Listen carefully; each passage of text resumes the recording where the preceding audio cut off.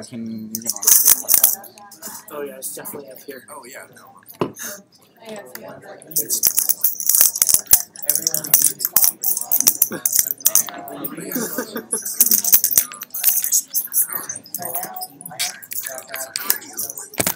Wow.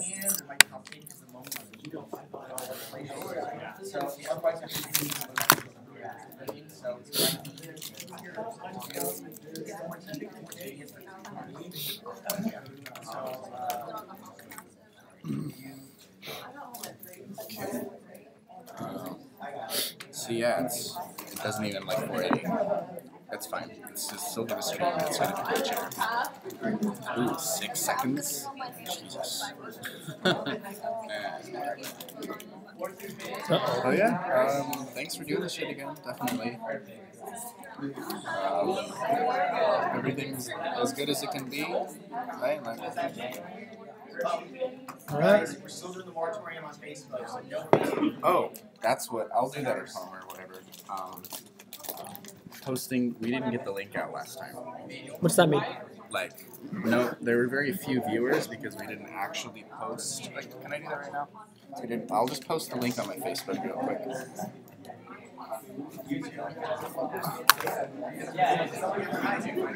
Okay, so Control, click, new tab. This is how you get the link. Just copy it from the actual thing.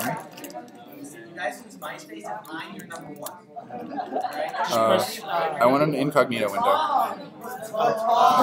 Safari, the Safari tab. So top of left.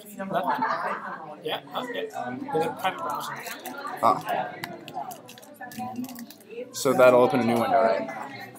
It won't open a new window, but it'll put it on private browsing, so nothing is. So will it shut this? Because you can't. No, it won't shut. Okay. Oh, all right. That's cool. So Control T, face.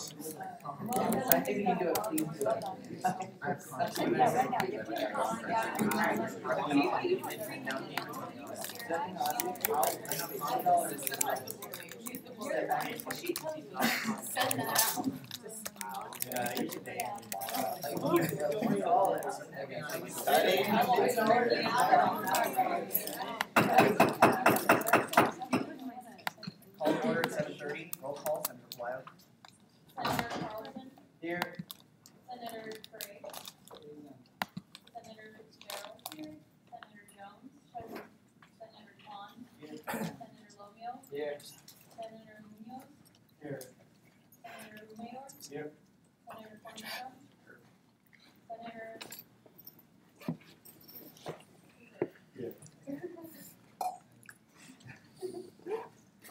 Okay. We're moving to approval of the agenda. Is that one? Yes. Okay. So, Sam will figure it out. Move to approval of the agenda. Do I have a motion? Senator, Sam, do you want me to wait for you? Senator Cornell. Motion to approve tonight's agenda. Is there a second? Second by Senator Carlson. Is anybody opposed to approving tonight's agenda? Tonight's agenda has been approved. Approval of the minutes. Do I have a motion? Senator Munoz. Motion to approve the minutes. Is there a second? Seconded by Senator Carlson. Is anybody opposed to approving last week's minutes? Last week's minutes have been approved. Moving on to the guest speaker, artistic director for Merced Playhouse, Rob Pipes.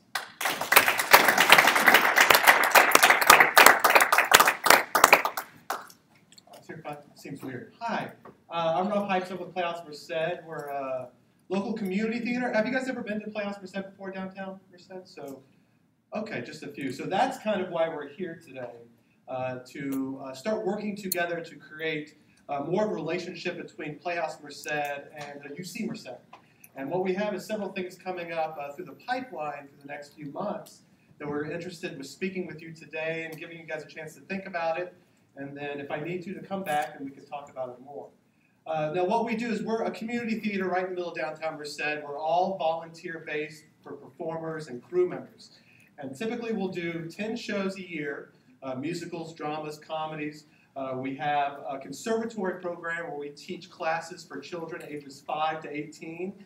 And then we've also started engaging in special projects throughout the year. One of our more popular ones is what we call Drama Island, which is basically just an episode of Survivor on stage. So it's kind of one of our more popular events that are going on, which you have a chance, you can YouTube it because we just started live casting last year, if you get a chance to kind of see what we do. Now, what we found in the 7 years that since I've become the executive director, artistic director there, we found a definite growth in our student demographic. And by students, we are talking basically ages 15 all the way to 24. And presently, at the end of our 2013-2014 season, students represented 19% of our overall demographic, which may seem small, but when you add it all together, adults only made up, I think it's 22%, and then our season subscribers made up 21%. So students are our third biggest demographic at the Playhouse. And one of our big goals this season is to increase our student presence. And that is really personal for me, is because for me, you guys, everyone at the UC Merced are going to end up representing the people that will support live theater as they get older and go on with their lives, whether it's in Merced or whether it's Sacramento or New York or wherever it is that you guys have aspirations of going. And it's important to me that we start to increase that because I believe theater is important to anyone of all ages. We have a good program for children ages 5 to 18. The local high schools have great programs for high school students. What we're wanting to get is more college students involved either by participating in some of our shows or just coming to see some of the programming that we have available. And I think this will be beneficial for us and for you guys in multiple ways. Number one, of course, it will provide UC Merced students coming to downtown Merced, which is really becoming quite a hot spot during the weekends. And there's so many things happening in downtown Merced, and we're glad to just be a part of it. And one of the things that we have coming up that we're really, really excited about is this year for our Halloween show, we're doing Carrie the Musical, which is basically the novel or the movie by Stephen King, and it's just been given a musical twist to it. And it's a really, really interesting piece that we're really wanting to promote to UC. Now, one of the things that we want to do is offer student discount tickets. Now, if you've ever been to the UC, this year we switched prices. Our prices basically range from $22 to $20 to $15. Now, we want to have a special offer with the UC that any student or faculty member that comes to see a show at the Playhouse for our run of Carrie will get a ticket for $10 anywhere in the theater. And the reason why we do that is I figure $10 is kind of close to a movie price. So if you'd rather go to a movie, I want to promote coming to live theater as much as possible. And I think it would be great because what it also do is it's a fantastic show for all ages, but particularly what I would say between the ages of 18 and 30.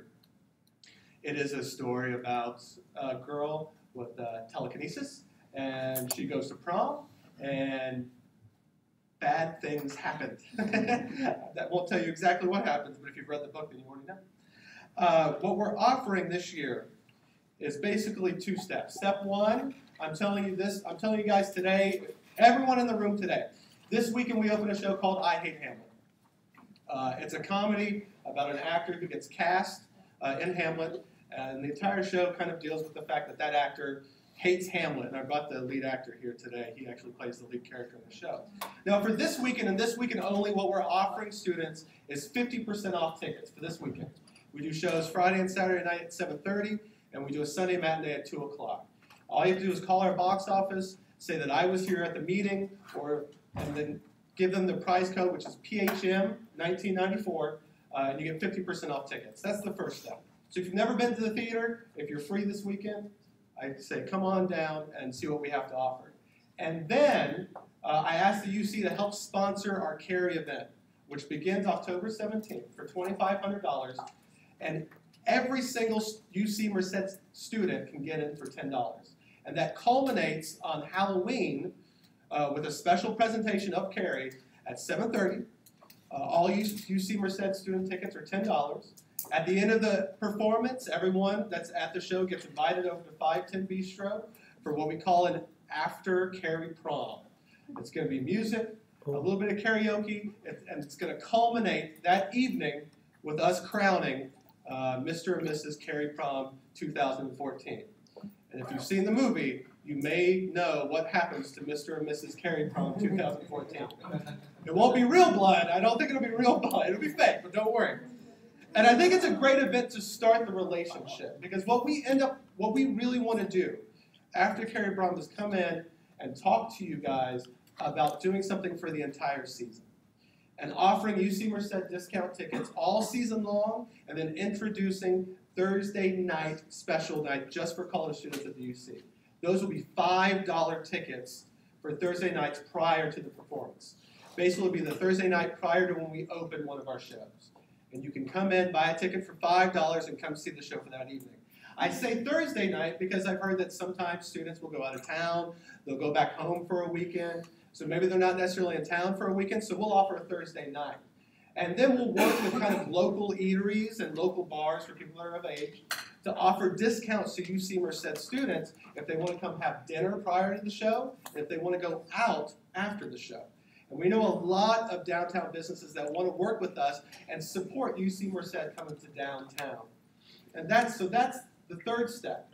And then the fourth step, if you guys enjoy what's happening, and we just renew for our 2015-2016 season. Our season starts in August and runs all the way until June, kind of like the school year. And as you see, we kind of gave out brochures. You kind of see what we have lined up. And a lot of I want you guys to support the Playhouse is because the more that you support the Playhouse, the less I have to do the sound of music at the Playhouse. And I really enjoy that. We can start to look for different types of shows that maybe will resonate with the student demographic to bring something really special to downtown Merced and have you guys participate in the programming that we have to offer.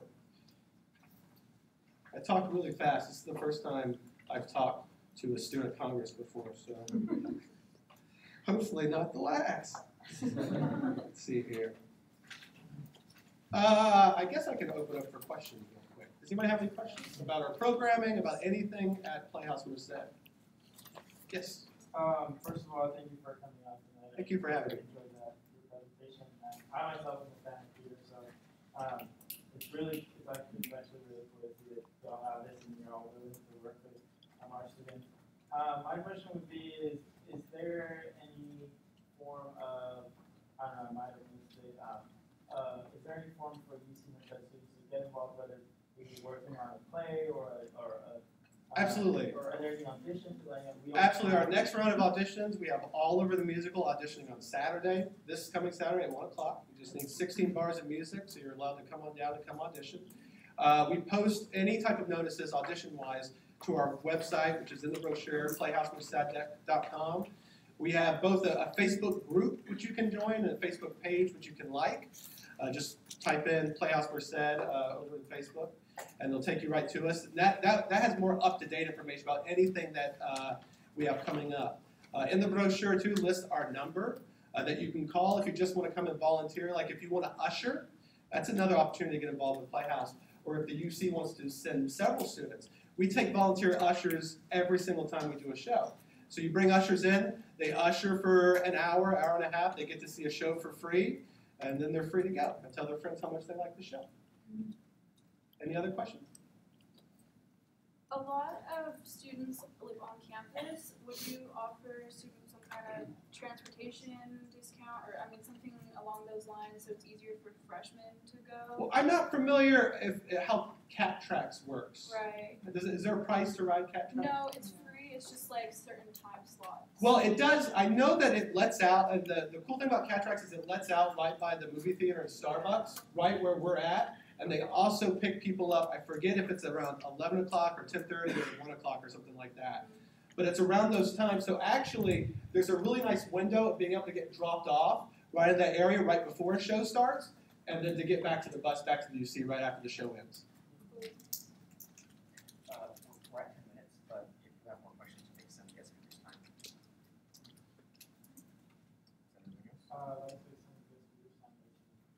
Resolution by 2 minutes. Is there a second? Seconded by Senator Markstrom. Is anybody opposed to extending time by 2 minutes? Great. Your time is extended by 2 minutes. Yes, sir. My next question would be, and this is probably something that, my next question would be, and this is probably, something, I guess, what would you like to see from, us But also maybe discussion that we can have later in the future is possibly having auditions on campus for students that might be interested in theater. I know we don't currently offer that. There's not, I believe there's not a theater like program here, but there's a group now. And we know several of the guys that run the group, like James McIntyre and Trevor Glenn, and I know are part of that group, and they actually do a lot of shows at Playhouse. And to answer your question, we have no problem with coming down and auditioning for certain shows. We'd have to really work out the schedule and a time to be able to do it, and that's really not a problem at all. And in the past, Playhouse has actually brought shows over to Lackaretti. We've actually performed shows over in Lackaretti. This may have been 2 or 3 years ago. Yes. So like, say if like we decide to like support this proposal, how are we going to like advertise to students in order to get them really like involved in like using these like discounts and stuff to like go to the Playhouse? Well, we have most of the contact information to send out to Student Affairs and to Arts Merced, Gail Benedict. Is that Arts Merced? Or no, that's UC Merced Arts, Gail Benedict, where we send a lot of our information out to them. We currently have 3 board members. There are UC Merced professors. We have Emily, she's not a teacher, but Emily Langdon is a speaker, Jenny Samuelson, Susan Miller, both teach here and give us access to send out information. And then what we would do for this kind of relationship is we would broadcast the information, post information on the kiosks, and then create a special passcode in our box office software just for UC Merced students, so that way we could track the amount of traffic that we're getting. So that way you guys would know if I would come back here, I would have a full report that you could look at that says, oh wow, these many UC Merced students came to see this show. Oh wait, only 25 came to see this show. We think we don't want to do this project anymore. But I think you'll see, we usually run in cycles. And usually it takes us 4 years to build up a nice UC Merced audience. And after those 4 years, then they all leave and we start again and start new. So we did this kind of project 4 years ago, I think, by offering the same kind of arrangement with $10 tickets. And it worked really, really well. And what we're looking for is not only to get UC Merced to see our shows, but also get you guys to participate in some of our shows, which I think are really important. It's a really important fact for any of you guys that are in college right now, is the ability to learn how to work as a team, how to feel free to public speak, which I'm lousy at because I haven't done it in a long time, I'm sorry. But several other things that you learn is just about being a cast and being part of the crew is how to work as a team, how to tackle difficult projects, such as, what's the last project that we dealt with? For Carrie, I'm figuring out how to make things float. So, it's really interesting. All right, if there are any more questions for the guest speaker, you need to extend time again.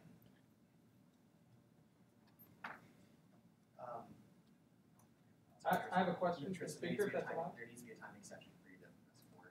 Okay. And if there's no, all right. Sorry, you can ask them right after this.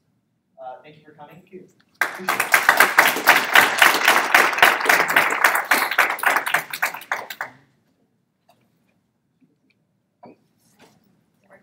Report. Hello, everybody. Welcome to our 5th Senate meeting.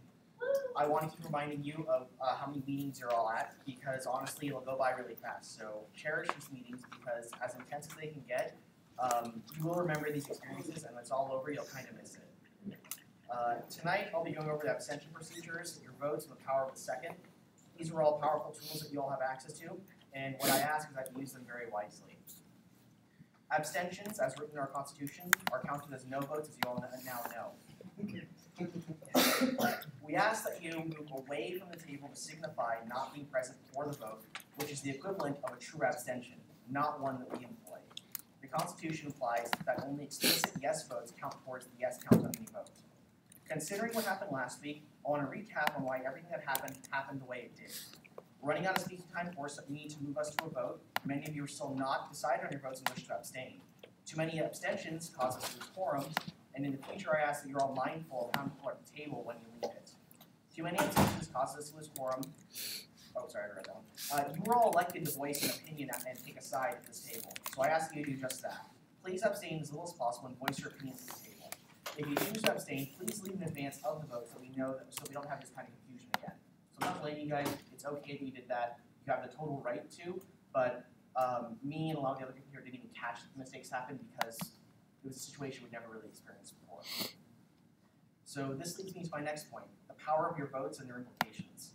Every vote you make here is in some way recorded and marked on the public record, with the exception of votes made on the ballots.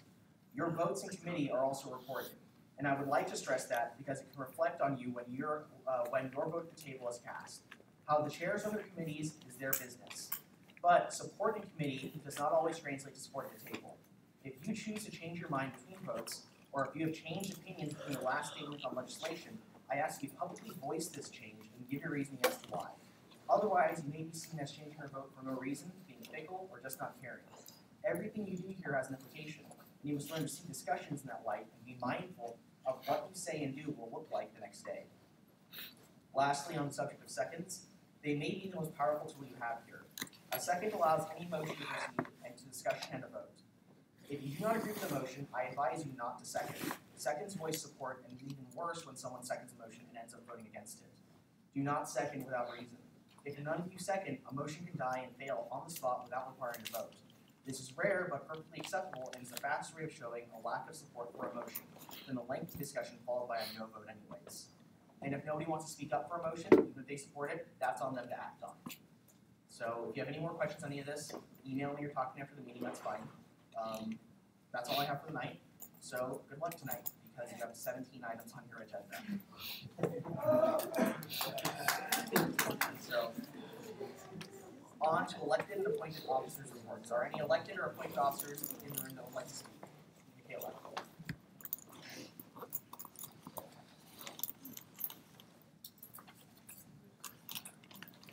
I just wanted to come up here, sorry, Michaela Shanahan, Justice of the Court.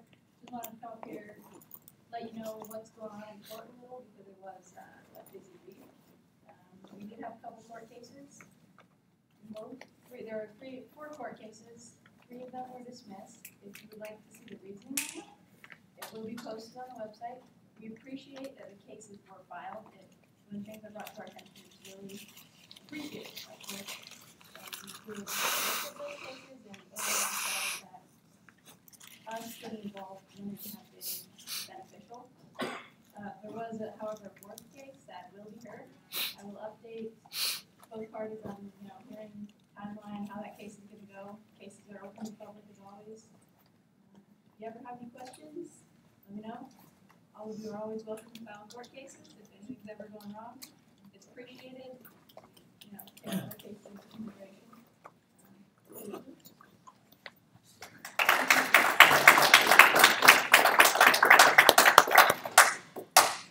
Are there any more officers that would like to speak?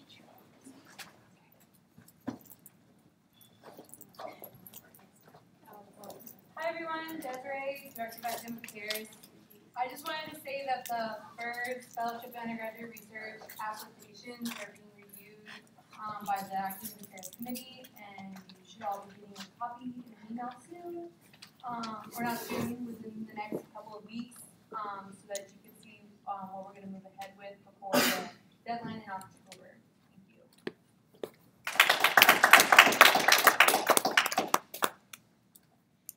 Are there any more officers? If there are no more officers, we'll move on to officer reports.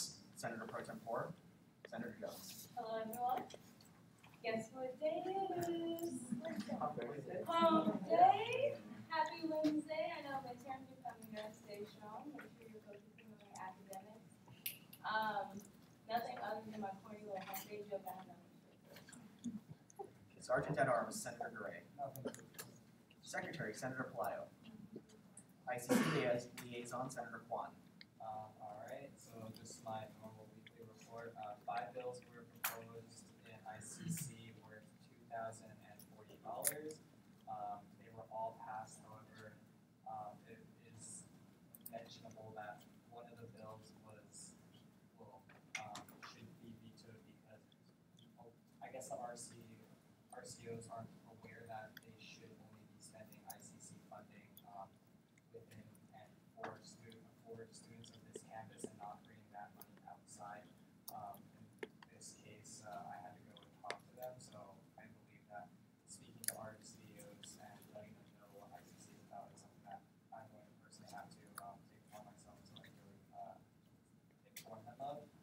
furthermore, there was another bill that I guess FSC or Fraternity Sorority Council was not made aware of, was that when we allowed and changed our bylaws to allow ASUCM and ICC funding for fraternities and sororities, apparently FSC did not change their bylaws to allow ICC funding specifically. So that's just something that FSC needs to look at, but I believe it's something that ASUCM should be aware of as well. Is it all? Yes. Court liaison, Senator Munoz. So court met yesterday. So they actually are pushing back on their bylaw project, so they won't be having that for us anytime soon, or hopefully soon. But then they also discussed the 4 court cases, 15 cases that came on them, and as you heard, the Chief Justice goes over those. Other than that, that was it. Alright, committee reports, budget and finance, Senator Jones. Okay, so budget and finance, we meet Thursdays at 9:15 a.m. But last week at our meeting time, the legislation hadn't been updated yet, so we didn't meet until today because this is the only other time that all members were available to meet. We met today, all senators were present, including myself, Senator Munoz, and Senator Carlson, and we discussed the legislation. Academic affairs, Senator Fitzgerald. We met today in KL 262 at 6 p.m. and all members were present, including myself, Senator Colado, and then the academic affairs secretary. And we discussed legislation, and also, as she mentioned, she's working on the scholarship application and should be available to you guys. Student activity, Senator Gray. Everybody was present, we discussed the bills, which were fraternities, discussing Student advocacy, Senator Lomio.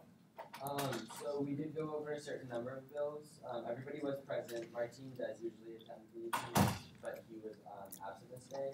We've also moved our meeting from Thursday at 2 o'clock to Tuesday at 2 o'clock. And so we went over resolution number 2, the Catholic Newman bill, the Strong Retreat Conference, and the Interclub Council bylaw. And yeah, that's all. Advisors reports. Hi everyone. Hi Steve. I'm not going to speak today. It's been a long week. It's National Hazing Prevention Week. So we've hosted a couple events so far this week. We're really pleased to see the turnout for the campus. We had a speaker last night. I don't know, raise your hand if you were there last night. We came to hear the speaker, a couple people.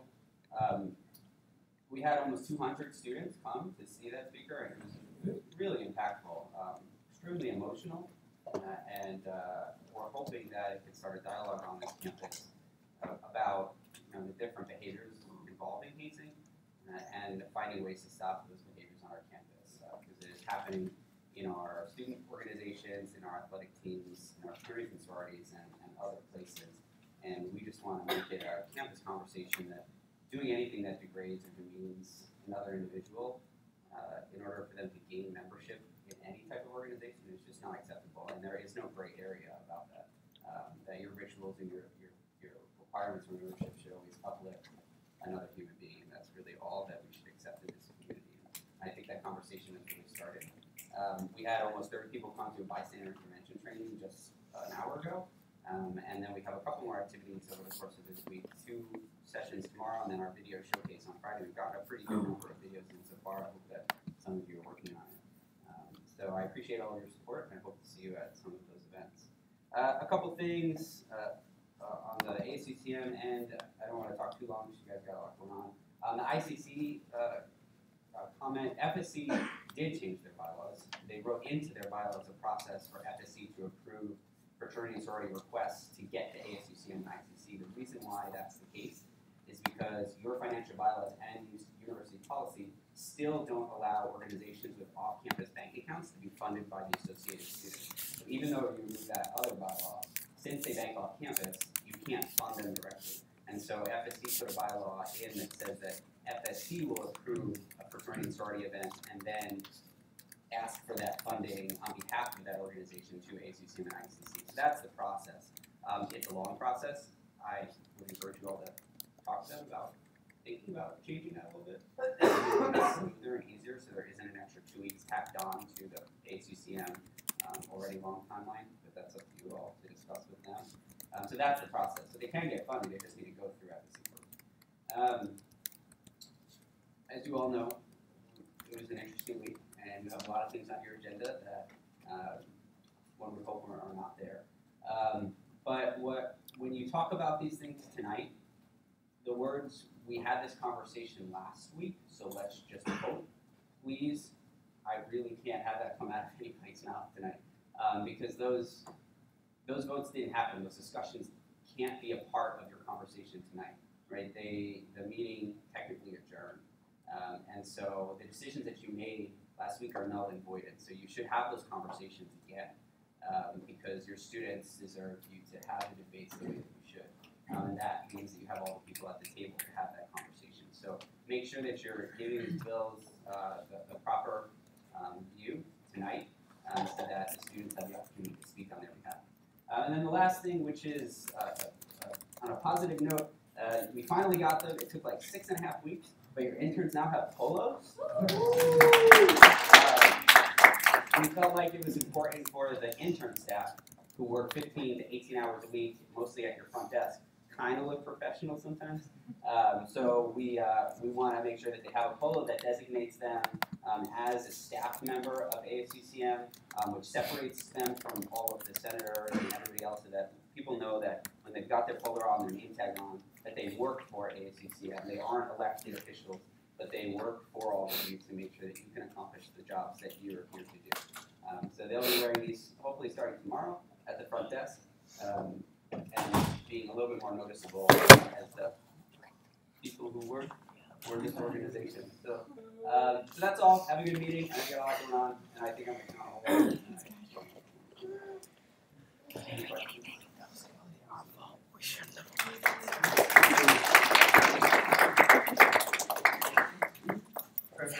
Treasurer's report, David Sensio. Hello everyone, I just want to be quick. So there is no updates to the budget for the most part because nothing has been passed. So Senate bill is still at 147K pretty much.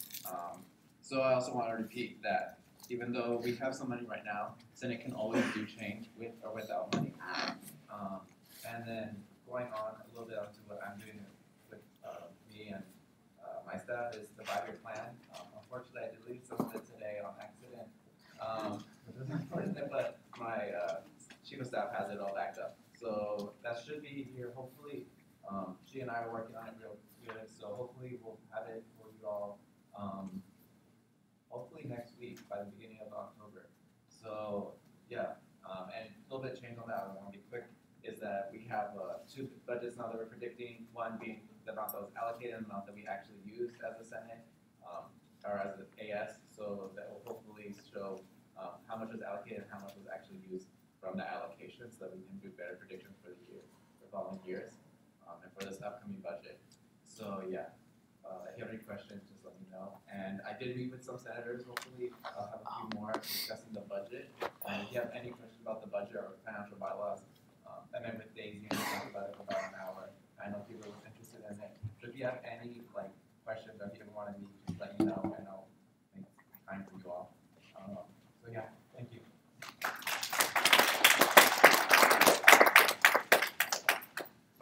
We're moving to public forum. When you're called on, please state your name and the organization that you represent. You have 5 minutes to speak. Start that way. Zach? Hello, my name is Zakaris Daniel. I'm the 2014-2015 Executive Director for the St. Jude Children's Research Hospital's St. Jude Up Till Dawn program. So, if you didn't know, September 22nd to 26th is St. Jude Awareness Week. So if you didn't know, St. Jude's Children's Research Hospital is a hospital founded in 1962 by Danny Thomas. Danny Thomas was, up and coming aspiring actor who's down on his luck and at rock bottom, he prayed to St. Jude, the patron saint of despair. The next day, he got a casting call for a dancing and singing toothbrush commercial, which gave him his rise to fame. And due to the part of the prayer he made a promise to do something and erect a sort of statue in honor of St. Jude. So, after 10 years of fundraising, he opened up St. Jude Children's Research Hospital, in which his motto of no child should die in the dawn of life was established. So this hospital has operated since then, since 1962, and its pure goal is to cure catastrophic diseases. And what this means is cancer, leukemia, all these diseases that would normally spell a death sentence back in 1962, because of the research provided by St. Jude's Children's Research Hospital, the survival rate has exponentially grown from 4%. So, if you're wondering what the St. Jude Up Till Dawn program is, if you didn't know, St. Jude provides all care for the catastrophic diseases for free. So this includes, chemotherapy, the surgeries required, everything free of charge for the child and parent. They'll even fly one of the parents and the child anywhere from across the world. They flew patients in from China, Taiwan, Somalia, just to treat them because they know that no one can be turned away. They want everyone to know that they're really trying to cure cancer. And because of this, it costs them about $2 million a day to operate. And they're completely run on donations. So St. Jude Up Till Dawn is a collegiate program that 300 colleges across the nation actually participate in. So this was started in 1996 by a group of college students that found out about St. Jude's Children's Research Hospital and thought to themselves, hey, how can we get involved? How can we fundraise for this cause? And from that conversation, we have the Up Till Dawn program. This program is a year-long fundraising drive that culminates in an all-night event. So it typically runs from midnight to 6 a.m. And there's team challenges, there's giveaways, and there's prizes. And they bring in a patient from St. Jude to give, really deliver the message that what St. Jude's trying to do. They typically end the all-night challenge event with a free pancake breakfast at dawn. So hence the name Up Till Dawn. It's become very popular. I believe last year, from when I attended the Tennessee's Collegiate Leadership Seminar, they raised about $400 million from all the colleges participating. We're the first ever University of California campus to ever participate in this type of program since its founding in 1996. So with that being said, there's a lot, me and my team, we have a lot of goals set for the campus, and you'll be hearing more about us throughout this week. We'll be tabling in front of OSL from about 10 to 2 tomorrow, as well as next week we're going to start information sessions and actually advertising to various clubs and organizations on this campus. We're the first campus to ever ask if we can get the faculty and staff involved on it. So I'm happy to announce, as the first UC, we'll be the first school to actually get its staff and faculty members to participate in the all-night program. So, I mean, it's a lot of work to do, but I do want to formally extend an invitation for the associate students to participate, to sign up. You can find more information at utp.stjude.org/UC-Merced-UTD. We also have that little abbreviation, UC Merced UTD, is our address for our Facebook page, our Twitter page, and our Instagram page, as well as our official St. Jude donation page.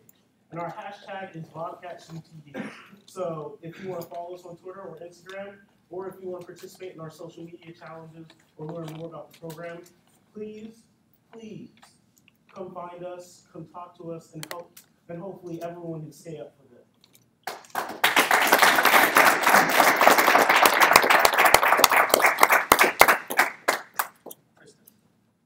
Hello everyone, my name is Tristan Jones. I'm here representing myself as a UC Merced student and as one who helps fund the ASUCM budget through my fees, right? I'm here to speak very strongly against Bill number 4. Now, I attended last year's annual or before it was annual, last year's Opportunity in Action event, and I enjoyed it. I thought it was a fantastic event, and I would have loved to see the Republican Club working, with other organizations to present a bipartisan yearly political event of some sort. But that is not what this is. This is not a bipartisan event. This is nothing like last year's event. This event that's up for funding, Bill number 4, would bring 3 conservative people to UC Merced. All right. Now, this last year's event was attended by about 120 people, which isn't a lot, but I think schools should do events like that. But that was a bipartisan event. It brought a conservative speaker. It brought a very prominent Democratic speaker, and therefore it had attendance from both sides on that. This Bill number 4. Would not bring that sort of bipartisan attention. It is solely a bill here for the people of the Republican Club. It's their event. It will be attended by them. It does not have wide student appeal. All right? So if you guys decide to fund this thing, you are essentially funding a partisan Republican event for Republicans for their resumes to support the very party that would raise college tuitions and doesn't like public universities. Now, it would be a great thing on their resume for them to say that they got public funding for a conservative event. But I don't think that is what this ASUCM Senate should do. That is all I have to say.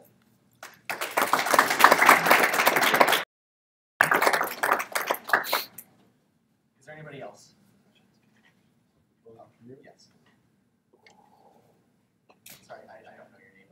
Oh, Calvin. Yeah. All right. So, hello everyone. My name is Calvin. 4th year. I'm a part of Chi Alpha. It's a student, it's a Christian faith-based group here on campus, and I'm here representing for our bill. I don't know the number of the bill. So. K, letter K. It's not allowed. Number 11.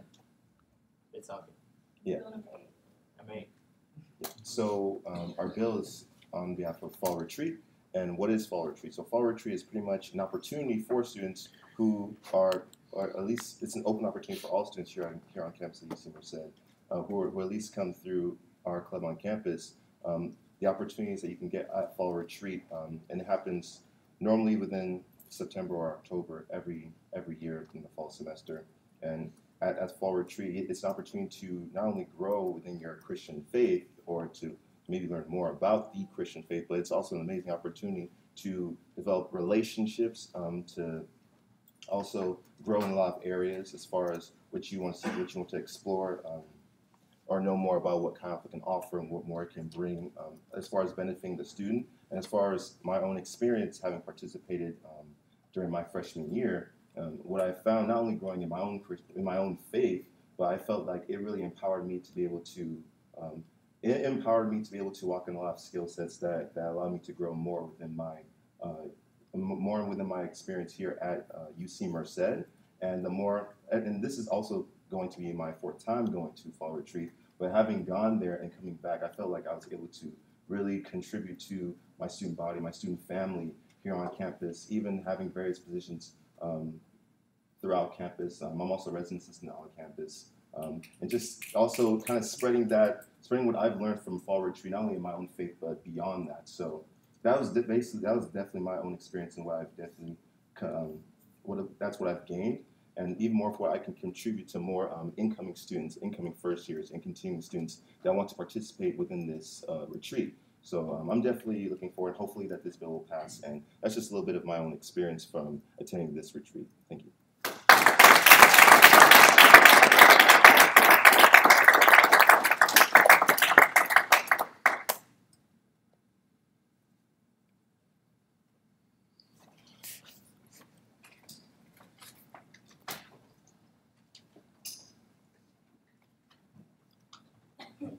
Hello, Senators. My name is Jaron Brandon. I'm here representing myself. And really quickly, before I begin with everything, I just want to speak a little bit about respect. I know that a lot of you have opinions about me. You may disagree with me. You may not like me. We may not be friends. But I'm a concerned student, and I recognize you as my elected officials, and you are the people that are representing me. I come here to the Senate meetings even though I'm not elected, and I care about what you do, and I get involved in it, and I also try to help out whenever I've been asked. And there was some disrespectful stuff that happened last meeting. And even in this meeting, because I may have a court case that went down in flames, snapping to support that, smiling to support that, you know, trying to make fun of another senator at the table because perhaps there's someone that's related to me in some way. I don't think that's the way that elected officials should be behaving at the table. I really hope that if you have an issue with me about that, please talk to me personally, because I don't seek to have a personal fight with anybody. I seek this to be a very professional thing. And even if I profoundly 180 degrees disagree with you, that shouldn't impede being respectful to each other. I'd like to begin about why I really do not support Bill number 4. It's a $31,000 bill on campus that I believe is extremely wasteful spending because political speakers in the past have been some of our most expensive and poorly attended events. Last year's Opportunity in Action event cost $28,000 and had 3 large seating sections, yet only one of them actually had any students in it. And even on Facebook, when this was mentioned, a couple of people that said that they attended this were severely disappointed about the educational value that they got out of it. Ask yourself what serious educational value you get out of a 1 to 2 hour speaking event that a lot of them will probably be about rhetoric, it'll be about politics, it'll be about things like that, as compared to a $100 event run by any one of our campus organizations. I know that there are hundreds of campus organizations on campus, more than 100 that don't get any funding from ASUCM. Some are very small and under 10 members that could do amazing stuff with $100. Yet one that is a small campus group is getting $31,000 to bring 3 people that are fairly narrowly fixed within their individual ideology. Regardless of that ideology, that is not a fair allocation of funding to any of the clubs on campus. And what it means for clubs is that ASUCM will run out of funding $31,000 faster. You know that it does happen in spring. It does start getting tight. People start cutting bills, and that is 31 grand earlier. Maybe 1 week, maybe 3 weeks, maybe 4 meetings that ASUCM will start having to pinch pennies and cutting bills. I also think that it was very wrong that this bill came with $31,000 and what I would say is a very high-risk event for attendance and was not expected to fundraise anything. $0. In fact, not coming in even with a financial plan on how to fundraise things, basically kicking the can down the road to say, we'll figure it out, we have 5 months. And not to mention having to suspend the bylaws that govern your organization in order to get their money first because they know that Senate has loose pockets and wants to spend money at the beginning of the year to try and get it in ahead of all the other campus organizations for their spring event. I think that they should be held to the same standard, if not a higher standard than every campus organization. If your student group had an event that was ASUCM funded, thousands of dollars, and almost nobody showed up as to what was expected, you weren't able to pay a lot of money back, you did not meet the expectations, would you come back for more money with a more narrow event that is not nearly as collaborative, without a financial plan, and pitch in $0 and expect to get that? When I say that this bill was bullied through, this is what I mean. I do not mean people were beating someone up about it or trying to, get them to not vote or something. It's that, no, these questions are not being asked. And a lot of times, at last meeting, I saw these questions being asked by the exact same proponents of this bill to ones that were extremely efficient. For example, the pre-health conference, raising 30% of the money, sending 150 students with a tangible academic benefit. Whereas this one is at best very, very, very nebulous and risky. So why are we not hearing a very cohesive discussion? It is great we're asking hard questions. Why do some bills get exempted from that? Why are some people defending an expensive, risky bill while taking down another club's bill? Is it perhaps because of the author? Perhaps, perhaps not. I also want to state that the court cases that unfortunately were dismissed were because of conflict of interest. Senator Jones mentioned conflict of interest before. I'm in complete agreement. If you are benefiting from this event, it's your club in that, you have a responsibility, even though you are not legally under the IVP having to step away. 10 seconds. You should step away from the bill. ASUCM is for all students, it's not for your individual club. And even if you don't absolutely have to, I think you should. I want to express my support for the Chi Alpha bill, as well as the pre-health bill, oppose the UCSA withdrawal. They do a lot of great stuff. And that is time. Great, thank you.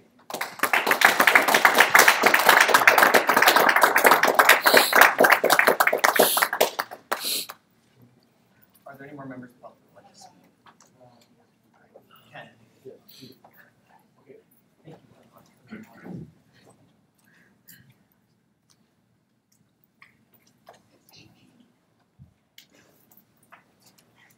evening, Senators.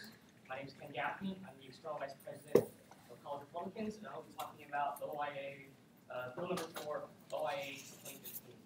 First off, I'd like to stress that I've been speaking with Senators and that we are planning to cut the bill down from 31,203 as we change to 29,000, meaning it would just cover the speaker costs. We would be cutting the hotel, travel, the plane tickets, CSO security, and like I said, it would only be the speaker fee. For the rest of the money, we'll be fundraising out our own. We'll be contacting various different groups, local community group people, such as in 2010 we held the College Republicans held the Carl Road event. We had sign-up sheets for that, and we had many people sign up, and we're going to be contacting them to tell them about how we're having another similar event, speaker event, and that you've attended before, and we would like you to support us again in that. We would appreciate that.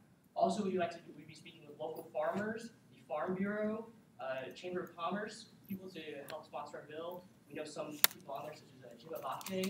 He's a local businessman here. He actually runs I believe, many of the McDonald's franchises in Merced.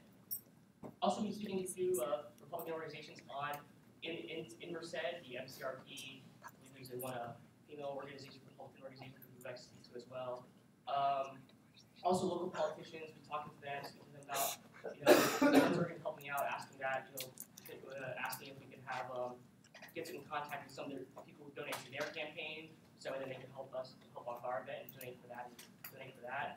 We're also going to be speaking about sponsorships. Last year for the inaugural OIA, my predecessor, Martin Chavez, was talking to Wells Fargo VP, Valerie Esparta, I believe her last name was, and she was interested in actually sponsoring the event, but because of the contracts that wasn't able to happen. But we're hoping that this time the contracts being signed earlier, we can make that happen. On advertising, immediately once the once the contracts are signed and that's ready, and we can advertise to not just the donors, we like to advertise to the media as well. We'll be sending out press releases to the local news affiliates. KMKH, local Fox affiliate, ABC 30, Fresno B, Modesto B, Merced Sunstar. Also, we try to get in contact with KMJ, a radio station in Fresno. They were interested in they were interested in the event last year with OIA because Ruben Albrete has spoken on this station before, but they were a bit hesitant because it is instead of us, they tend to be lean towards more conservative, so they were a bit worried about sponsoring a Democrat, but we're hoping that because it's Leslie Sanchez, someone who's worked with the Republican administration, that they'll be more willing to help out. Also, I remember Senator Munoz mentioned that he was wondering how would this go back to the school, how would this impact students afterwards. It would just be a one-and-done event, the speakers come, they talk, and nothing else happens.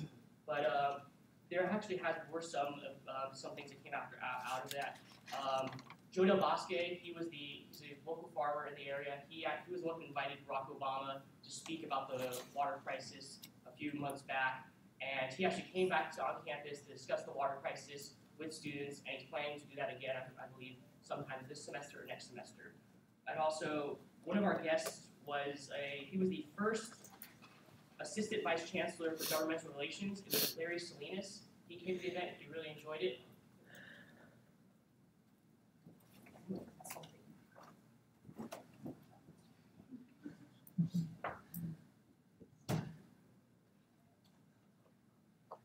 And in our email contacts with him, he had mentioned, quote, "As a founding assistant chancellor, vice chancellor for government relations, I was so proud of all of you and your enthusiasm and pride for your university.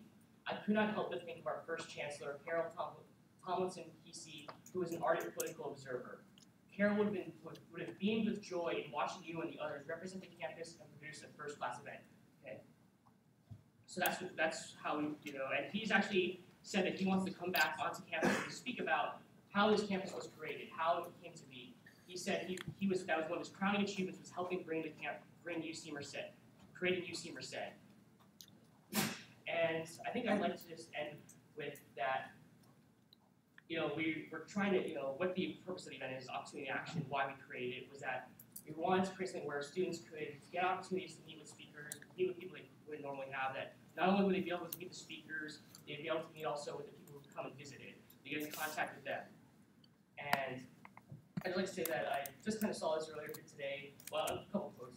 One was actually from Julian Castro when he gave the DNC the keynote in 2012, which was, the future is important, we need to invest in it.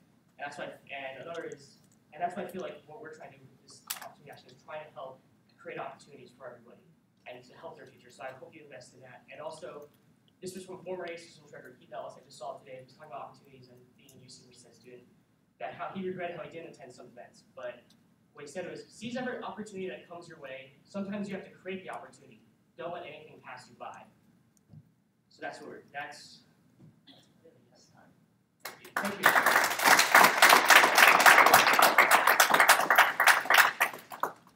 Over here, something.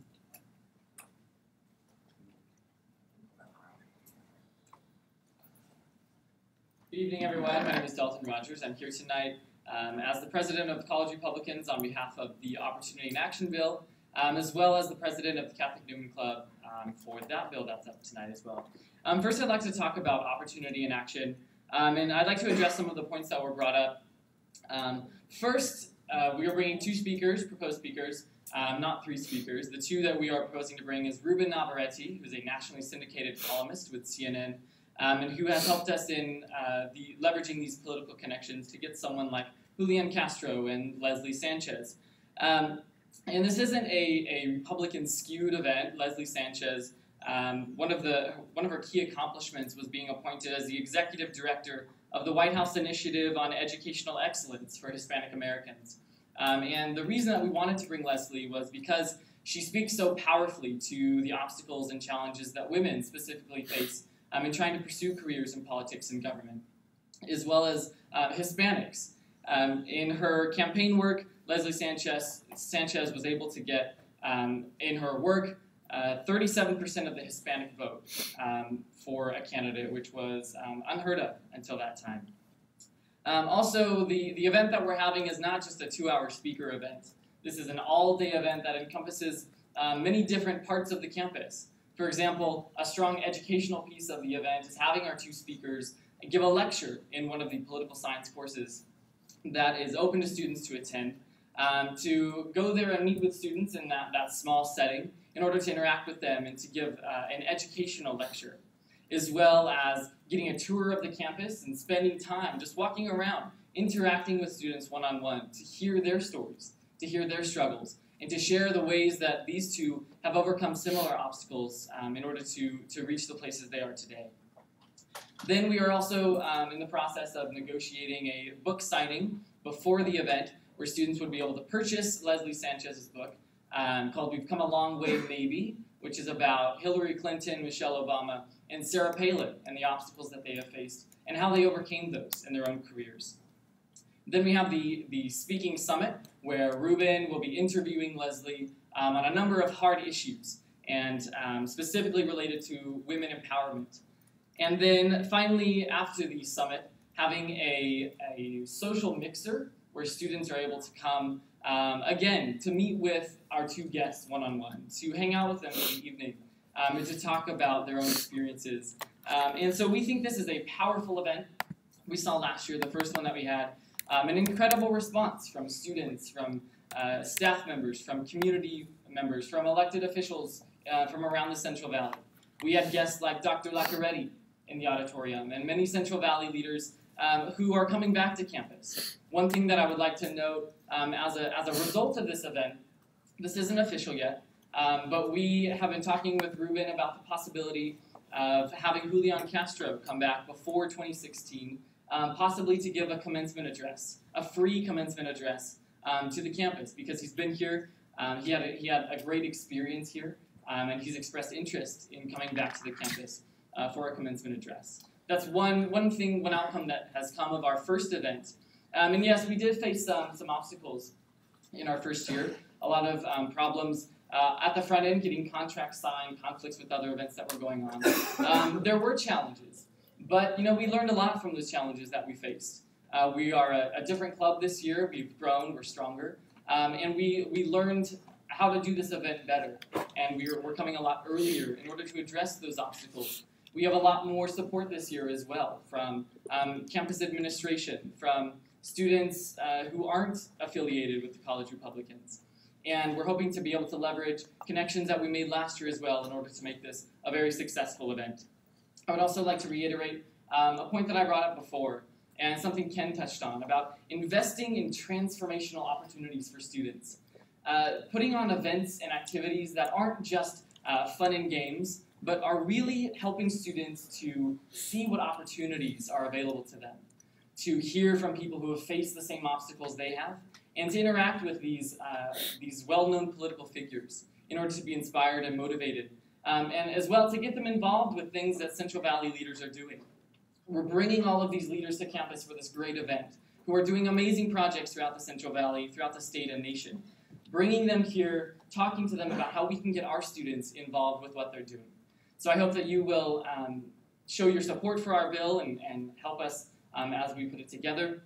And then also, as Ken mentioned, Senator Jones will be proposing an amendment to the bill tonight, which is to reduce it to only covering the speaker fees, and then having the club fundraise the other $3,000 that we'll need for the other segments of the event. Thank you.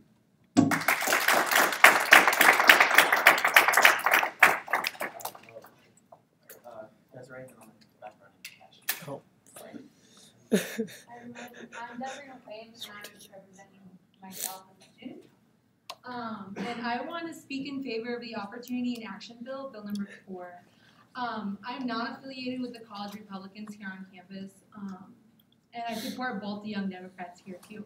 But I just want to speak about the opportunity that this brings, bringing a woman who's in politics and being able to speak to the women here on campus about the ability to get involved in those kinds of positions. Being a political science major myself and wanting to go down that road, it would be an amazing opportunity to speak with someone about the struggles that they face and how I can overcome those struggles myself as I advance my own career. I know I'm not the only woman on campus who's a political science major, or not even a political science major, trying to go into those fields, and who would like to hear from an actual person who has actually gone through those things and seen those struggles themselves.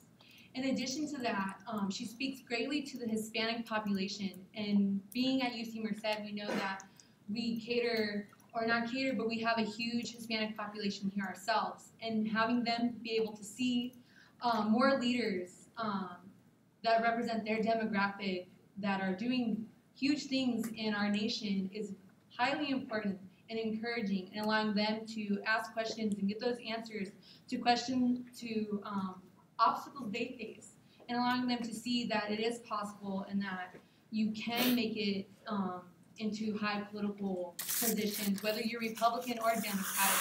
I don't think this is a partisan bill. I think it's a bill to bring political leaders to our campus, an opportunity we don't get normally throughout every year going here at UC Merced. And I just think that it's important that we look at it as an opportunity for all students and not just the Republicans here on campus.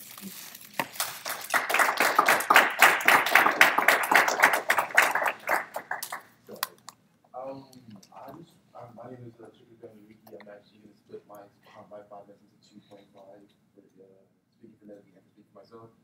My name is Chicken Family Wiki. I am currently one of the 2 senators. Here's my other senator, Brian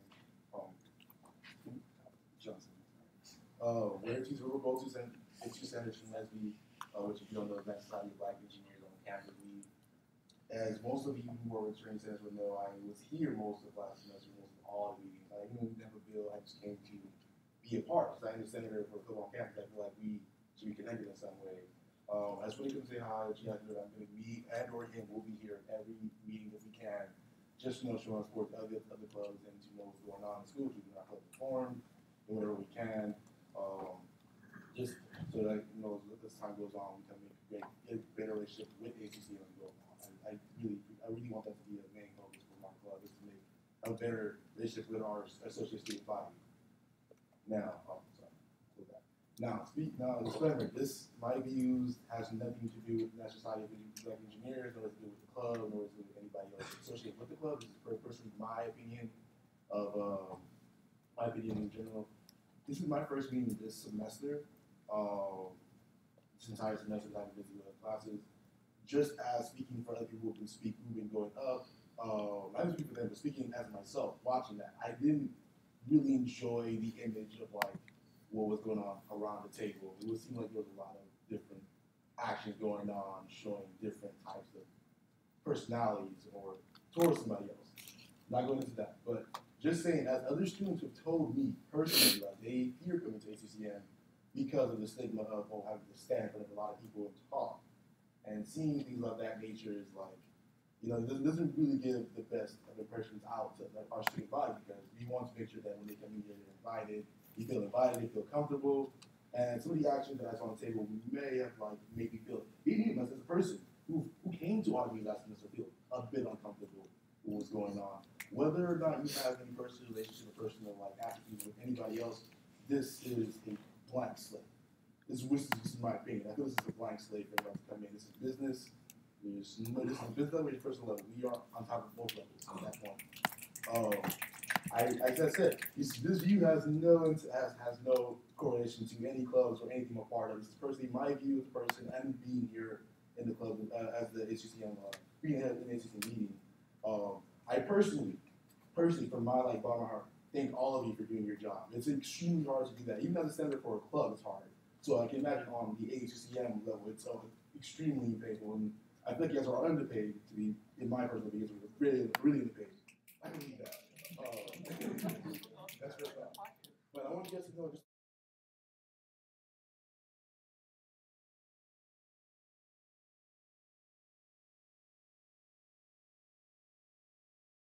that other clubs. I see the newspaper. I got to use the head of the newspaper here actually comes to every meeting. I feel like every club should have representation in the ASUCM meeting because it's so important. This is our school. This is everything that happens on campus. So I just want to let you guys know from my personal opinion where I thought it. So thank you for listening. Everybody, thank you.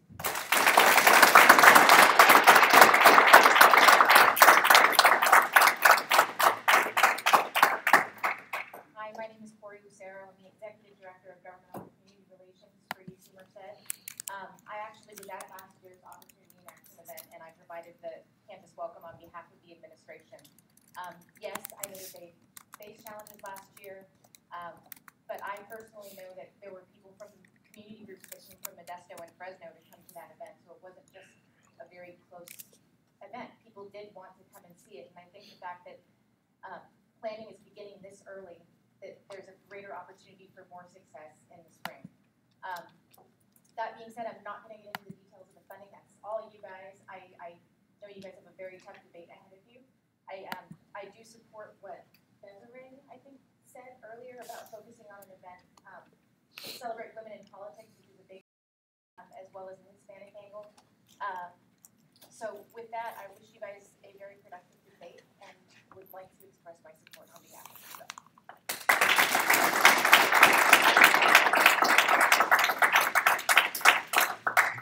Are there any other members of the public who would like to speak? Ladies and gentlemen of the Senate, my name is Owen Ryan. I'm the Internal Vice President of the College Republicans. I just wanted to thank all of you for once again hearing this bill. And as a member of the College Republicans and as a very active member of the College Republicans, Opportunity in Action means a lot to us, not just to me, but to men like Martini, Chavez, and Dalton and Ken. And from my experiences from last year's Opportunity in Action, I was there from 7 o'clock in the morning to 11 o'clock at night, so I understand what it takes to make this event happen.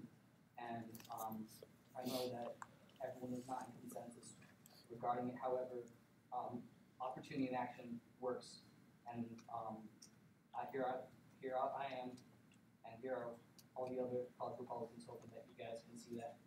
And I thank you again for hearing this bill.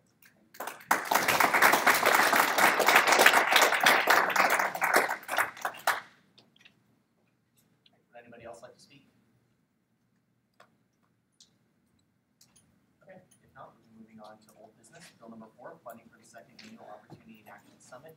Now, just a reminder, all legislation we went through has to be in the process from the beginning, including approval and discussion again, and committee for both of those at the beginning. So, tell me. There's a motion on the table. Is there a second? Second by Senator Cornstrom. Discussion, or sorry, introduction. Okay, so last year was the first inaugural Opportunity The vision for OIA, Opportunity in Action, is to help bridge gaps between opportunities that students at larger universities have versus students here at UC Merced. So in doing this, they were able to bring former mayor of San Antonio, Julian Castro, who is now the Secretary of Housing and Urban Development. I think this bill was, what was cool about this bill is that when it brought Julian Castro, I think a few weeks later, maybe over the summer, I was tuning into TV and saw Obama pointing him to this new position. I think, wow, like, I don't even go, my school's only been here roughly 10 years, but still I have this type of opportunity, and that's a really cool fact. And so in doing their second one, what they hope to do is address the issue of women in leadership, particularly women in leadership roles in politics. As many of you know, we only have one woman that is an executive member of the ASUCM, which I believe is a big issue. And also, Chancellor Leland has spoken out about the issue of women in leadership, and this is something that we should consider. And I think it's very important that we provide students with these opportunities. I know I worked with Molly and when she was here for women's leadership, and we sat down, we talked about how do we get more women involved in the ASUCM. She had someone come out to do a lecture track, and during that we spoke with different women and things like that about getting involved in ASUCM, and I'm glad that some of those women from that summit I did see run for positions in office, and I think that was nice. It was small scale. There weren't a lot of people there, but doing something like this, on a bigger level, and really bringing a woman who has reached such high levels in the political world, and to be able to come and sit down and talk to us about different issues that she faced and that we may face, and how to overcome those issues and really just get the best out of leadership. All right. Any reports again? Let's do that discussion. Committee, and committees over these bills again. Okay. So, then reports. In that case, discussion. You have 20 minutes. Senator Jones. So I want to cut the amount from $31,260 to $29,000.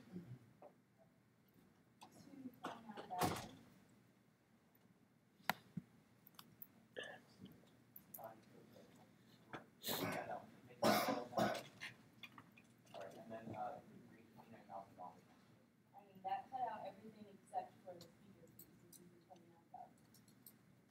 I'll handle that afterwards. And then You can just set that one. and then Can you go to the EM enactments? All right, and then the 1,000 right there. Highlight that right.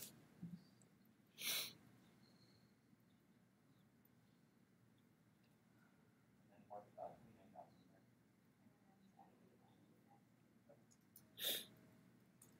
there. You hit underneath it, you add it further, get line in and then dominate the lane. yeah.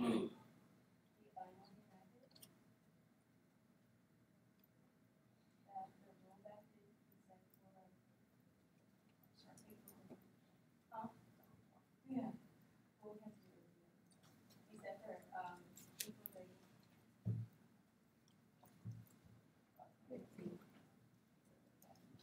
And that should be good. Is that it? Yeah. Any further discussion? Senator Romeo. Alright, so I completely agree with this bill having a key women's empowerment and all for women. I'm not the one to tell people how a bill should be planned and eventually run, but when it's $29,000 of student fees, I think I should definitely have some say in it. I looked up at All-American speakers. Leslie Sanchez herself is $5,000 to $10,000 just for her topic speaking. So with Ruben Navarrete, how much exactly is he costing for the rest of this? Are you going to yield? Yeah, I would like to yield or to involve you. Okay. Well, you have to. I would like to yield to Ken. I'd like to yield to Paul. So I don't know the exact amount for the breakdown. I know that the speaker fee is pretty evenly split between the two. The reason that we're having Ruben Navarrete come for the event He was the one who helped us to get it organized last year and this year. We created this partnership with Ruben, and he is an expert at his career interviewing political figures. Just in the past few weeks, he interviewed the former president of Mexico, as well as former President George W. Bush. So he is an expert in hosting these kinds of events, and he is the one who has allowed us to get these speakers. He was the one who allowed us to bring Julian Castro and Leslie Sanchez this year. So he's our main coordinator in order to get these speakers here. So that's the reason that he's vital to this event. Senator Romero. So is it a package deal? So if Navarrete doesn't come, then Leslie Sanchez will not come? Are you able to tell them? Yeah, so Ruben is the one who coordinated Leslie to come for the event. So the price that we have for them is for them to come together. Senator Cicero. Wait, Senator Romero, how much did you say for Leslie? Was it estimated? Senator Romero. It's $5,000 to $10,000 on all American speakers. I'd be careful quoting outside sources on this because we had that discussion last week, right? Senator Cicero, would you like to respond? Right. Senator Carlson. I'd like to yield to Dalton so he can answer that question. The problem with the fee is that we're not having Leslie just for a half-hour speech. We're having her for the entire day. So she's, they're giving a full lecture to a poli-sci course. They'll be on campus all day, doing a book signing, being at the event, and then staying throughout the night as well to interact with students. So it's not just a half-hour speech that we're having her come for. Senator Romero. Will Ruben be talking about women empowerment as well, or will he be talking about something else, relevancy of immigration laws, or I'd like to use the Ken? They'll be discussing both of those things, so it'll be similar to the first OIA, which was a Q&A between the two, and we're also hoping to extend it a little longer because one of the plans was that Ruben would interview Julian about policy questions, and then they would flip, where Julian would then interview Ruben about questions.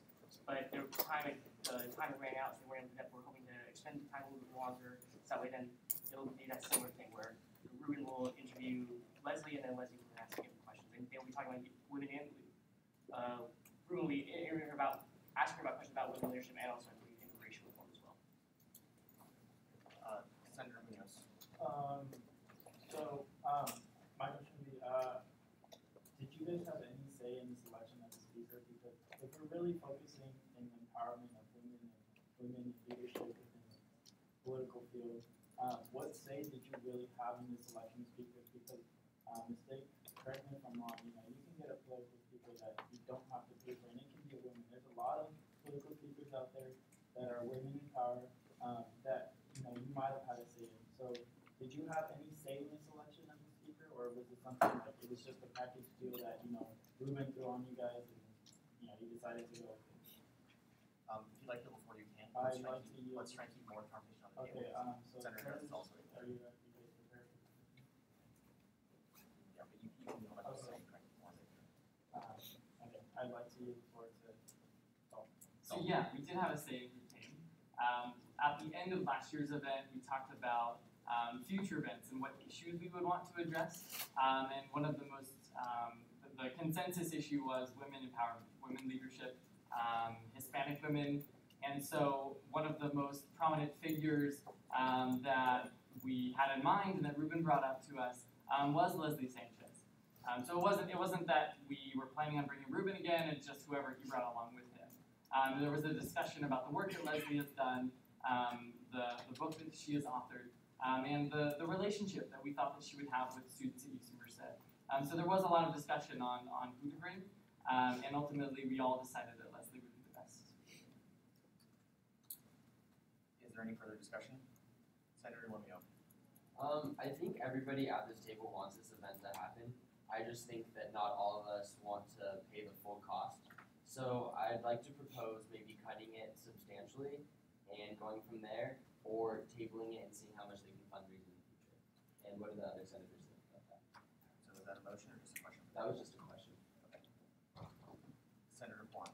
One thing that going off of Senator Romeo has stated, I would like to note that the planning and answering of questions and their preparation is much better this week than last, which I think is a great thing. They've had better answers to how they're going to impact students, and they have great answers as well as like what their agenda is and what they're doing. Quite honest, this is one of the better events that have been well thought out that I've definitely seen in this table. And I'm definitely pleased to see that they are taking the necessary steps to get these speakers on, not only on campus, but also provide students with that. However, I would say that after talking to students on campus, especially those in natural science, which I help represent, their biggest battle is going to be winning over the student population. I feel that steps are going to have to be taken regardless of whether it's will pass us tonight or another time to address students and reach out to students and say why this is beneficial for them. Senator Carlson. Okay, so to address two of the points that have just been made, we had somebody come in from staff to our school saying that they're part of the welcoming community, that they had a lot of support coming from a multitude of areas. They presented a list of people that have attended their past events that they want to reach out and get support from. I have no doubt that a group like this who has proven itself to be very motivated on campus to go out and raise enough money, especially when you're also considering registration fees that people have to pay to come to the event. Inherently, there's going to be a good chunk of change to come out of it. I don't think that we're going to end up paying $30,000 and never see any of it come back to us. We're going to see some rollback from it. When it comes to the students of natural sciences, I do try to reach out to any and every student. We have major events like this. But the idea that we're going to come up with a topic that's going to equally appeal to every student on campus is completely, that's totally impossible. That's like every year trying to host a concert that everybody's going to want to go to. And we're not about to have a Lollapalooza with country, rock, hip hop, and everything else anybody else could possibly find. So, but this is still an event that will reach out to a large group of students, and that can reach out to even further, than just political science majors. We have a very large Hispanic population at our school. We have a political leader who's Hispanic herself, also a female political leader. She's covering a lot of bases and is probably part of a very niche group of people that you'll find working in politics that can give us a very diverse perspective. And I think a lot of students, not just political science students, we're going to find some interest in that. So I really do think that we're going to be able to get the people out here, and that I believe, I'm wholehearted, that we're not going to just lose this money. We're going to see it come back. Senator Lomio. As a political science major, I'd just like to say that I'm not satisfied with the amount of political events on campus. I'd like to see more, which is why I really like the opportunity and actually build. That being said, we also do have to remember, correct me if I'm wrong, that when students attend, they attend for free. So that will not bring as much revenue into ASUCM as we'd like to see, but I just want to make that conscientious. Please correct me if I'm wrong. Senator Kwan. I did like, in response to that, I actually did really like when they talked about their plans on advertising, and since it is much earlier, I'm not sure if this is quite allowed, but Valley Fever did kind of project out to the community, and they had a very strong community following come to the event, and they had much less time frame, and they had a great turnout from the community, and I feel that if they start early enough and they do reach out to those organizations, that they would have actually a very, very strong community turnout, and those community members would have to be active. Senator Jones. So one thing to remember is as the ASUCM, we're not here to be like a loan shark or anything like that. We are using student fees. That's why one thing we talk about is why so much rollover is bad, because we try to use as much of the student fees for that academic year, because we are the students who are paying into it. We can't just say, you paid us in money, we're going to give you some back and expect you to pay us some back. Yes, to a certain extent, they do pay as stated by our financial bylaws, but we shouldn't just be expecting to loan out. Is there any further discussion? You also have 8 minutes left. Senator Munoz. I motion to, or I'd like to motion to amend the bill to, instead of 29,000, to be 10,000. Is there a second? Yeah. There's no second on the motion. The motion fails. Senator Lomio. I motion to amend the bill to 20,000. Is there a second? Seconded by Senator Rumior. Discussion on the motion. Actually, I'm not quite sure. Senator Kwan.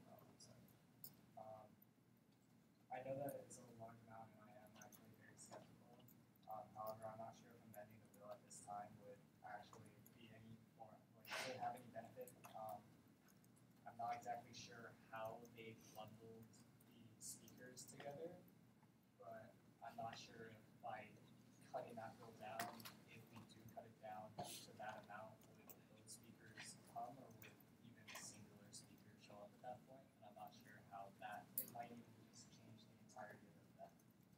Senator Carlson. Right now, they've cut down already all the expenses that they needed when it came to travel, when it came to hotels. Right now, we're essentially just paying to run this event. Taking away a third of the funding really is going to put a major kink in the whole year, in the gears. I mean, like, it's just not going to work. And when it comes down to it, we're going to take off $9,000 from a bill that, you know, really is creating such a, you know, a great thing for UC Merced. $9,000 isn't, to me, just isn't a substantial enough amount to whack off. If we were going to actually create a good argument to show that we can do this with, you know, $15,000 or $20,000 reduction, I'd be up for it. But there's nothing to show that $9,000 is going to be significant enough to not hurt our ASUCM budget, which I don't think this bill is going to in the first place. I don't know, I just can't even wrap this up. Senator Munoz. I'm sorry, but I do think $9,000 is a lot. You know, especially when we're thinking about this thing, how we're going to find for us. 9,000 is a lot. Try to keep the conversation moving. Yes. Senator Marshall. So, I don't know the exact workings of the contract, but if we cut it by $9,000, I don't know if they'll be able to finalize the contract right now. If we do let the bill pass and they can cover the speaker fees right now when we pass the bill, then they have the full time from now until the event to cover and reach out for sponsorship, and the club can make up the $9,000 that we cut. Senator Romeo. So are you proposing that we just table the bill until, I don't know, say November possibly, and then we can raise the money and then we can approve it? Senator Holmstrom. No, because basically the contract has to be approved before they can start making the reaching out. Senator Romeo. Why? Senator Carlson. Are we right now going to essentially punish a group for coming in ready to go with a bill with a large event? You know, right now our first discussion on manager is how we have groups that are, you know, have to wait 5 months, 5 weeks, maybe 9 weeks. This group is ready to go, has a budget set, and knows what they have to pay, and knows what it takes to get this huge event on campus to go. And I don't feel like we should just put them on the table, tabling for the side for now when they are ready to get in action, when they're ready to actually get things going with it. That to me doesn't seem like a good cause for it. Senator Jones. Well, one thing is you don't speak on contracts before they've been finalized. You can't expect them to go out and advertise, say, we have this person, oh, but wait, they haven't signed a contract yet. That's just not the way contracts work. Senator Kwan. And I do like the fact that they have a lot of backing from our UC Merced staff and faculty.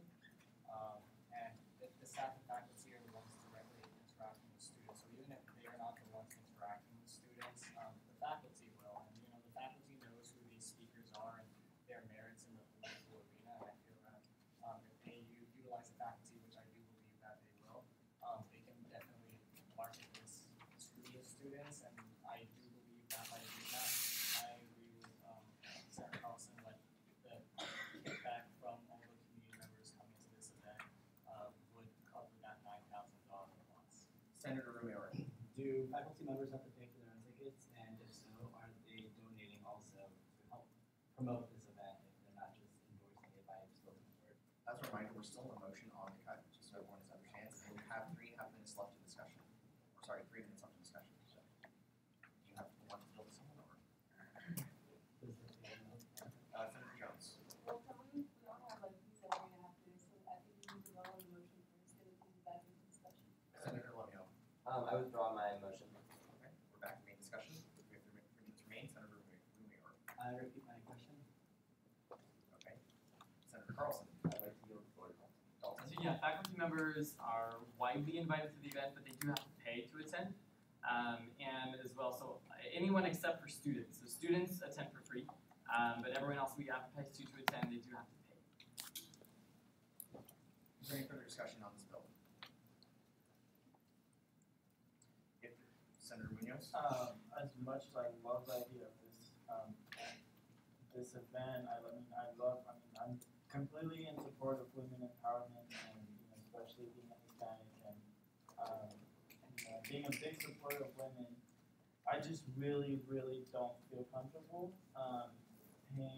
using student fees and it's for this substantial amount for something that there's so many questions still unanswered, there's so many things that have to be planned, and yes, thank you guys for coming in and being a little more prepared. But at this point, I personally don't feel comfortable using $29,000 in student fees for something that, I mean, we're just kind of shooting it up in the air. I mean, honestly, I'm just, yeah, that's it. There's 1.5 minutes left in discussion. Senator Romeo. I'm moved to increase the amount of minutes for a discussion by 5 minutes. There's a motion to extend the time by 5 minutes. Is there a second? Second by Senator Hornstrom. Is there any discussion on extending time? No? Is anybody opposed to extending time by 5 minutes? Time has been extended by 5 minutes. Senator Hornstrom. Senator yes, you brought up the fact that there's a lot of unanswered questions. Can you be more specific as to some of the questions you have?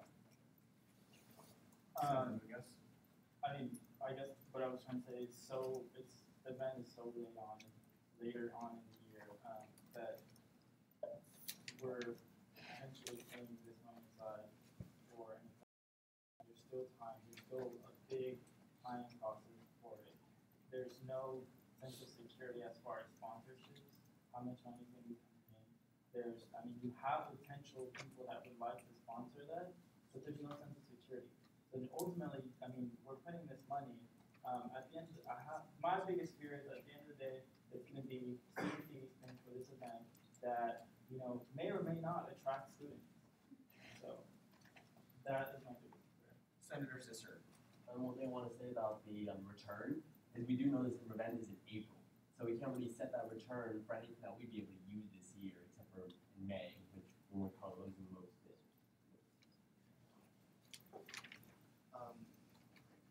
Senator Romeo. If Tristan promises that he'll only speak for 1 minute, I will yield the floor to Tristan. Promise. All right. Thank you. Tristan is not a member of the College of Republicans. We will not be accepting it. What? We went through this last week and he yielded to someone who wasn't a member of the club. Oh. Remember? Yeah. Okay. Thank you. I'm assuming you're not an expert on the subject. Thank you. Is there any further discussion? You have 4.5 minutes. Senator Romeo. Yeah, so I really concur with Hubert. For me, I just feel uncomfortable just because I don't see the return on investment. And I guess that's all I'll say. Senator Kwan. Out of curiosity, if they could show possibly by petition, maybe if they came back next week with a petition with students that were interested in this event, would that be more so about the cost of this event? Senator Munoz. I would say yes, if students fully understood what this event is and how much it's going to cost them. If I can have a follow-up question. Yeah, thank you. So, have you tried reaching out to Leslie? Leslie Sanchez, and possibly, having her come out and speak. Do we necessarily have to go through this package deal that, Senator Munoz, again, we're not their travel agents or anything. I'm not. I'm just asking if they've spoken with Leslie to see if she could possibly come in just herself. I'm not telling you to not book the package, but it's kind of that amount of money. We have to see it up. Senator Hornstrom. Did you want to yield? I would like to yield the floor to Paul. So the event is very dependent upon Ruben in the fact that he is the one who is helping us together. And he is the one with the connections and the support, and able to get us not only Leslie, but got us Julian last year, who will continue to help us to make this event successful. And he is the one who can help us to bring Julian back possibly as a commencement speaker. So he's critical to not only this event, in the forum that we put on and interacting with students the same way that Leslie will, but also for the future of this event, but also connections between UC Merced and prominent leaders. And I'd also like to address this funding this event is not just shooting something up in the air. As you saw tonight, we have the support of campus administration who will be helping us with the event, helping us to make sure that it's successful, as well as the lead up time to the event is a significant strength for us because we have, if the bill is approved soon, we have enough time to be able to not only build student support, but to build community support, to bring other elected officials from the Central Valley in to partner with us on the event.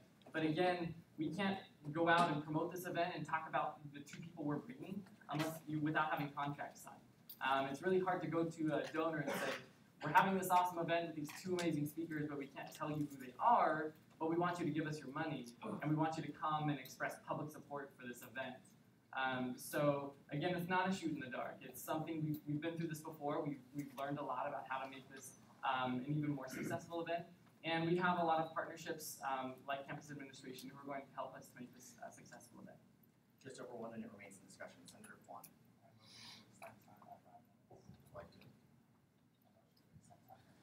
Is there a second? Second by Senator Munoz. Is there any discussion? Senator Munoz? No. On the motion? On the motion? Okay.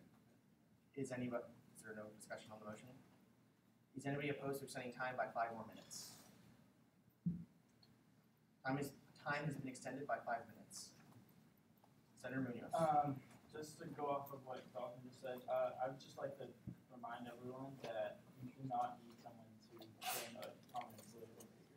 Remember the first commencement event. It's students who brought Michelle along here because they wanted her. You do not need someone with connection to bring someone that can have an impact with students. So I strongly believe that if students want Leslie to come and speak on women empowerment, I believe that they're going to move behind this, and that's why we support the petition process.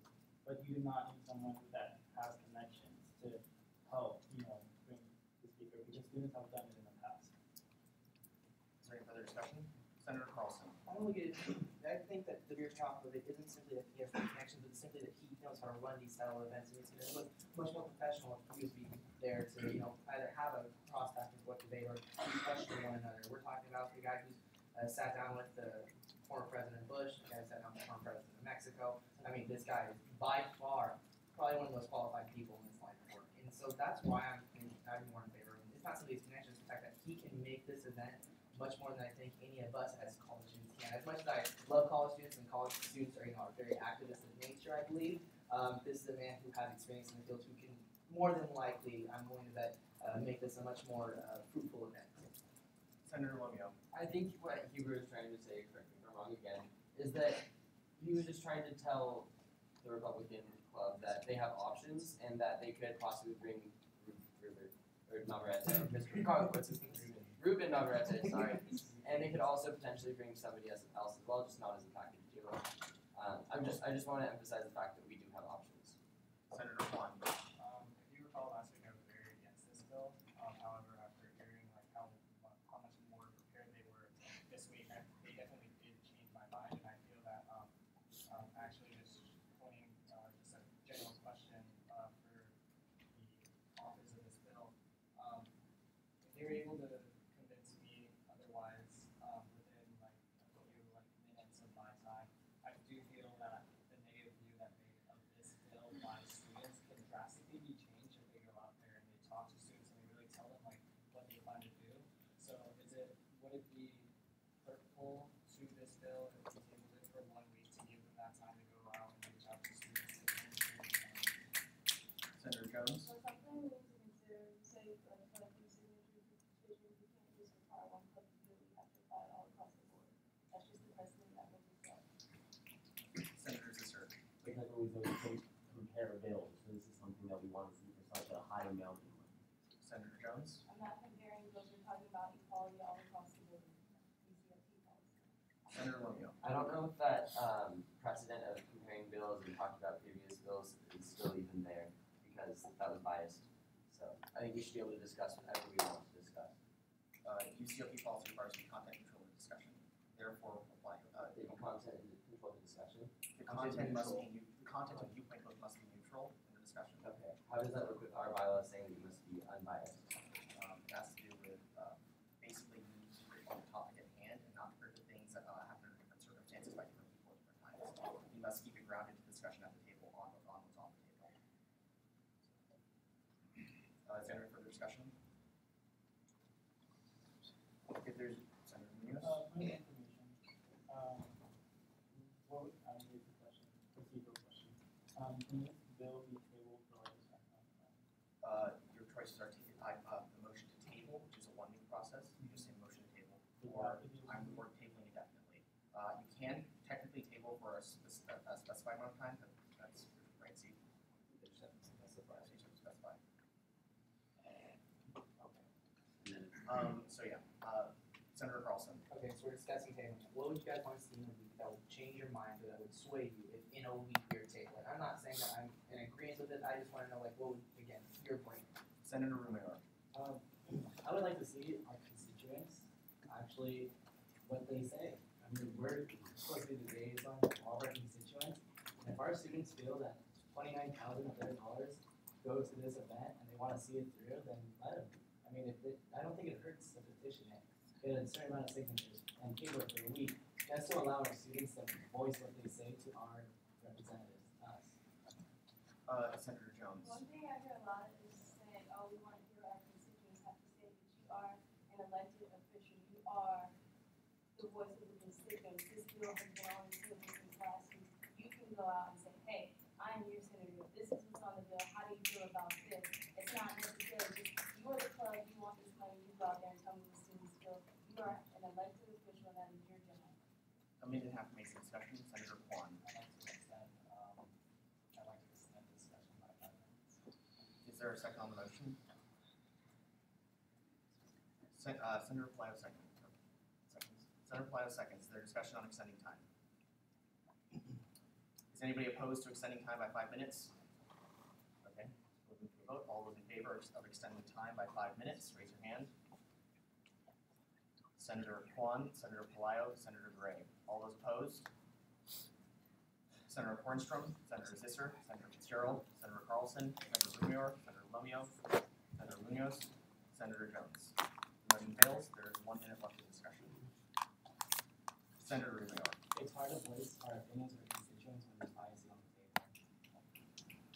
Senator Kwan. Furthermore, when I talked to my constituents, they were very, they weren't happy with the bill at all, and they urged me to vote no. However, like I said, just by them talking, they did sway me, and so I do feel that reaching out to the constituents, definitely we should talk as well as they should petition for their bill. I feel that way with more student support. I mean, it'd be like a whole lot. Senator Munoz. At the end of the day, we listen to our constituents. Senator Kornstrom. Some of the students that I'm personally friends with went to the conference last year, and they had a great time, and they strongly urged me to vote yes on this bill. Just starting that aspect. Senator Wolf. Time will run out in 4 seconds. Okay, that is time. Reminder, if you're abstaining, please move from the table before I say it. We'll be moving to a vote. All right. All those in favor of approving Bill number 4, funding for the 2nd Annual Opportunity and Action Summit, raise your hand. Senator Gray, Senator Kornstrom, Senator Carlson, Senator Kwan, Senator Palaio, Senator Jones. That was weird. All right. All those opposed. Senator Zisser, Senator Romero, Senator Lomio, Senator Munoz. Bill number 4 has been approved.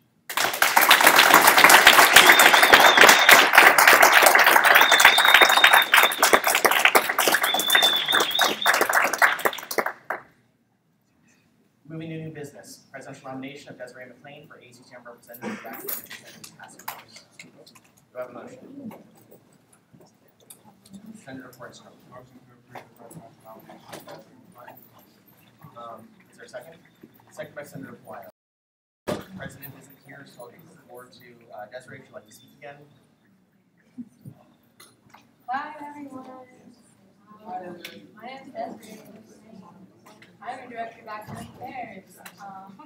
Please appoint me to the Integrity Task Force because as director of academic affairs, it's my job to sit on committees and be aware of all the academic things happening on campus. So if you want a student representative on that task force, I feel that I'm a student to do the job, and so vote yes. Thank you.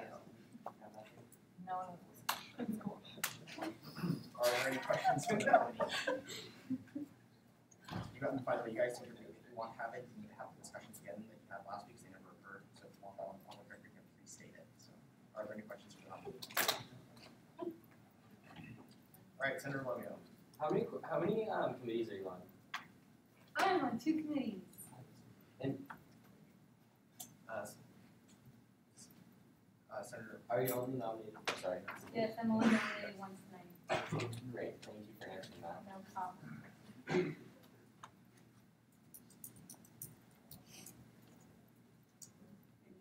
Discussion? Okay. What is your, I guess, time availability? Like, are you seeing yourself managing these committees positions?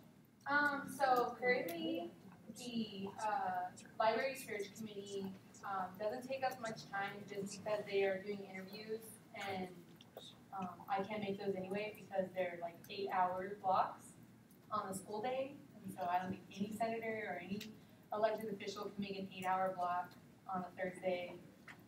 But for the UGC committee, it's only every other week on a Wednesday, which I have time for. So they haven't scheduled the time for the Integrity Task Force, but they're going to get everybody who's going to be a part of the committee to send in their availability hours. And so I feel that as just a student myself and a representative that I can actually manage my own time, and I think I have the time for this task force, and that I would love to sit on it. are there any further questions for the candidate or nominee? If not, we'll be moving to a vote. Just write your ballots.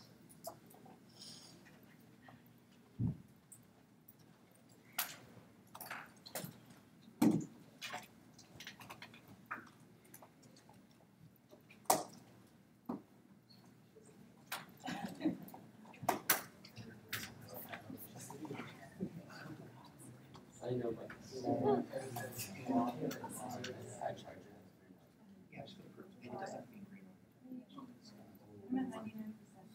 Thank you so much.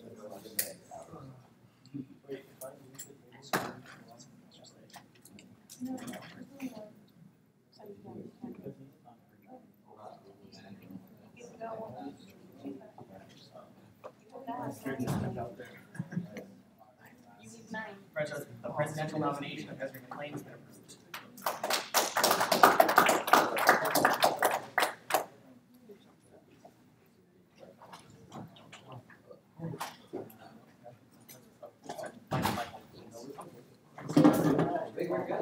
I'm sorry, the name is back. Don't want this to happen again. Don't worry, I counted. Okay, presidential nomination, well, actually, no, because Daisy's gonna get up in a second, where's Michael go? I'm right here. Okay.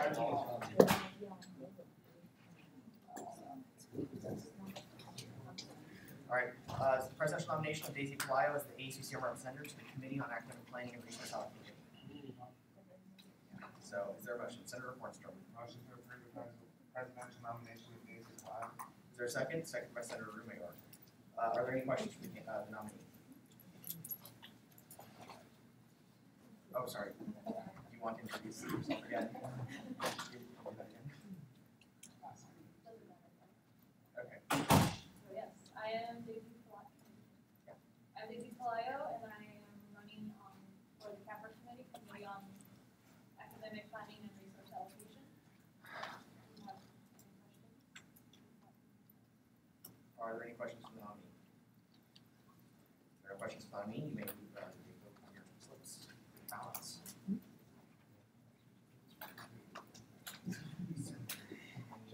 Does anybody else need to get you can go first. No, I already used it. No, I already used it.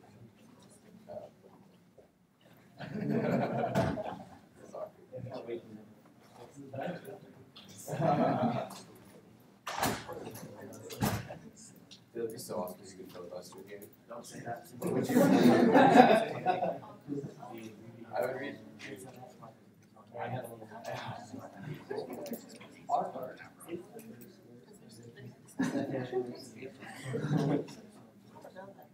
read it. to tell two cities based.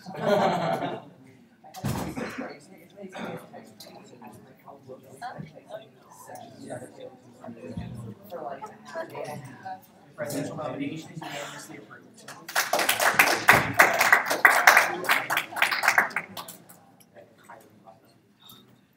Next, the presidential nomination of Kevin Kwan as the ASUCM representative to the Healthcare Advisory Committee. Kevin, you may. Sorry. Is there a motion? Senator Fitzgerald.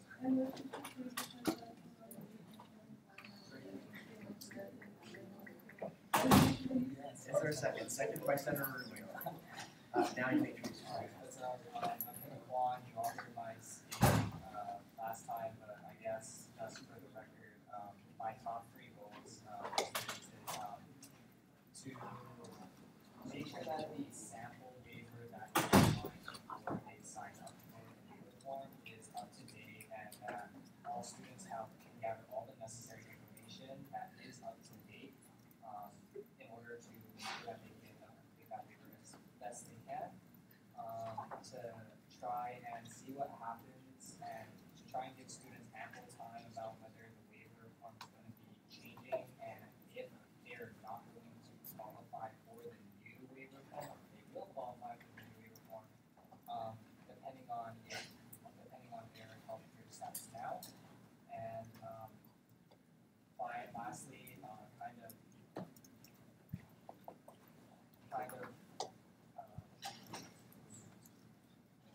making it UC-wide standard for the UC waiver form itself, because the waiver form, that sample waiver form, is slightly variable UC to UC.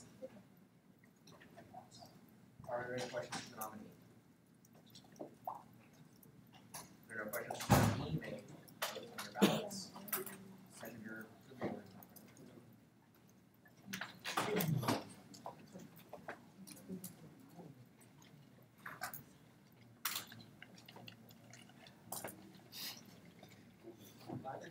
Well, one is kids. Oh, we can't vote. You lost. There's no absentee ballots.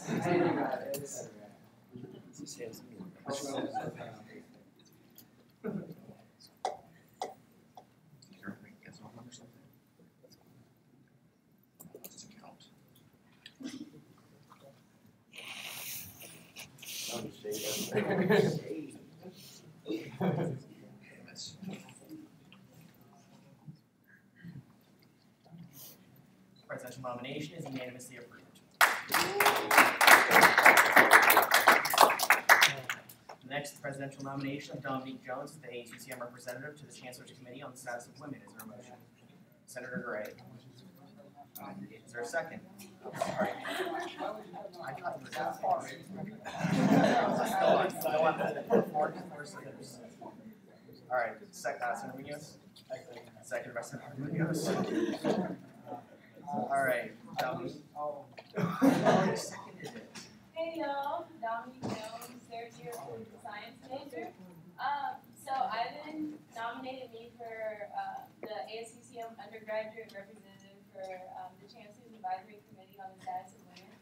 So the committee was formed in 2008, and it's supposed to, the committee is charged with identifying issues that are of concern to female faculty, students, and staff at UC Merced, and also try to come up with ways to address those concerns. So one thing that I hope to get out of this position, or I hope to do in a position, is work closely with women's programs. I know in the past I've worked with Molly women's programs. For example, I got a chance to go to the Women in Leadership Conference, and I took the lecture track, which taught different women here at UC Merced how to get involved with politics and things like that. As a result, I did get to meet Assemblywoman Eggman, who was very inspirational. So something that I hope to do is work closely with women's programs and also the Chancellor's committee to see like what type of events can we put on, to get more women involved, or not even just get women involved in politics, to see, okay, what issues do you feel that you face here at UC Merced? What can we do as this committee to help better your time here, not only for you but for future women that will enter UC Merced? Okay, are there any questions for the nominee? If there are no questions, you may vote on your ballots.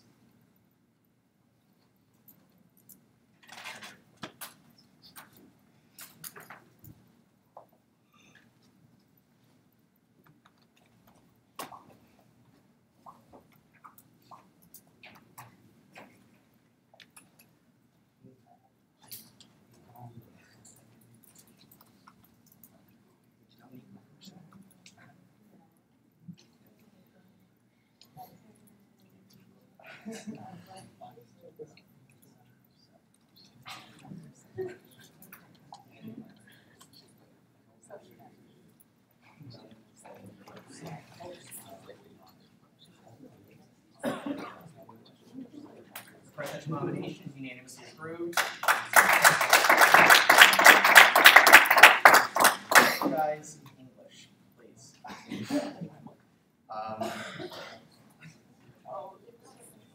Next up, presidential nomination of Caitlin Fitzgerald as the ASUCM representative for the Violence Prevention Advisory Board. Is there a motion? Senator Gray. I motion to approve presidential nomination of Caitlin Fitzgerald as the ASUCM representative. Is there a second? Second by Senator Rumior. Caitlin? Or Senator Fitzgerald? Hi, my name is Caitlin, and as I said last week, this summer I was able to meet with Alyssa Avia, the program coordinator of the Violence Prevention Program, and discuss goals of teaming ASUCM with Violence Prevention Program that way to raise awareness for violence in relationships on campus with other students, as well as get ASUCM's name out there, because I do feel as if ASUCM supporting the Violence Prevention Program would be a very good idea, as well as advocate for students in this area, because it is a very sensitive area for many students.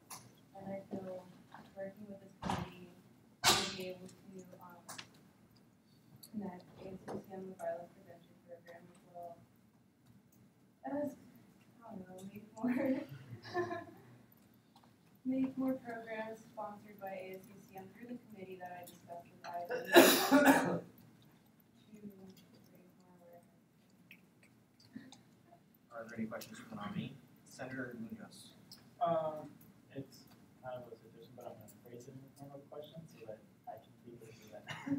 Are you prepared to, there's obviously throughout the whole UC system, there's a big movement, with students working on sexual assault and violence prevention and all of that. After sitting down with Julie and UC as the field organizer, students are really starting to organize behind this. Do you feel like you're prepared to, obviously you're going to be sitting on this advisory committee, and with this being such a big issue that a lot of students are, rallying up behind it, I guess I would say, encourage to be a strong voice for, this issue and this campaign that not only UCSA is trying to, pushing forward, but also something that is, very prominent throughout the whole nation.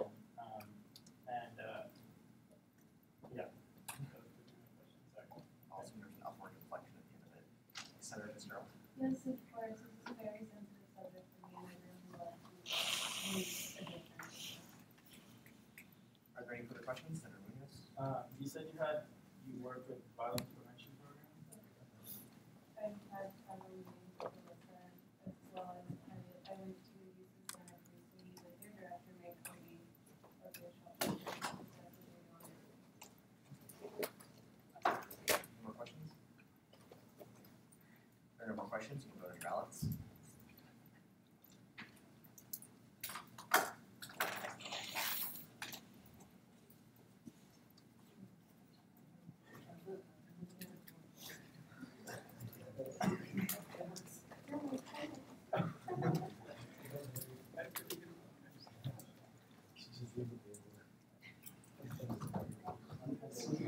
That's why we have songs that work. We're gonna have to close that. Sometimes. I don't even know why I can't do this. Senator.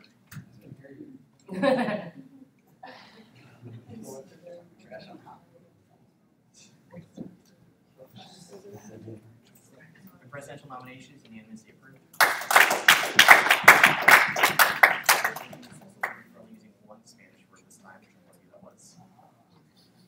All right, presidential nomination of Manuel Garay as the ASUCM representative to the Student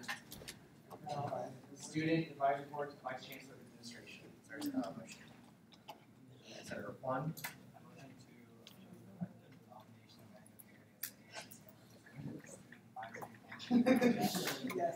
Is there a second? I'll second. Second by Senator Carlson. All right, Senator Garay. Since last week didn't happen, I haven't talked to you about the Student Advisory Board after we have kind of discussed that I wanted to sit on the TAPS committee, but he said that this position was better for me because I was wrong. I definitely feel like I'm well spoken and I say what I mean and I mean what I say. So I think this is a perfect position for me, and I really like to collaborate with everybody else in the meeting. I need to fight this one, so I'd like to work with all the committees so you guys can address the questions that you guys might have, because the meeting is only once a month. First one's on October 2nd. So yeah, so you guys want to work out. Are there any questions from the nominee?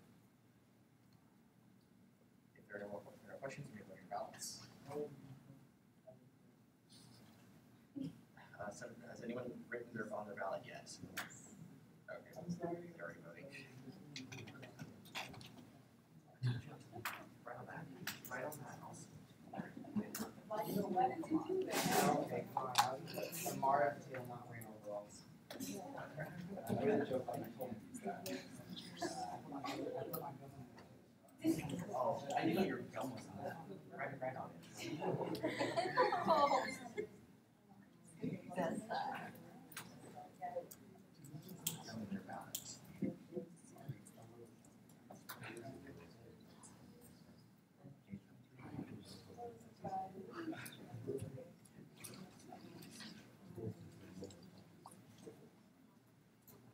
Presidential nomination is approved. Also, record breaker, 4 languages this time. Yeah. All right, Senate action number 3, the creation of an ICC RCO line item introduced by Senator Kwan. Senator Kwan.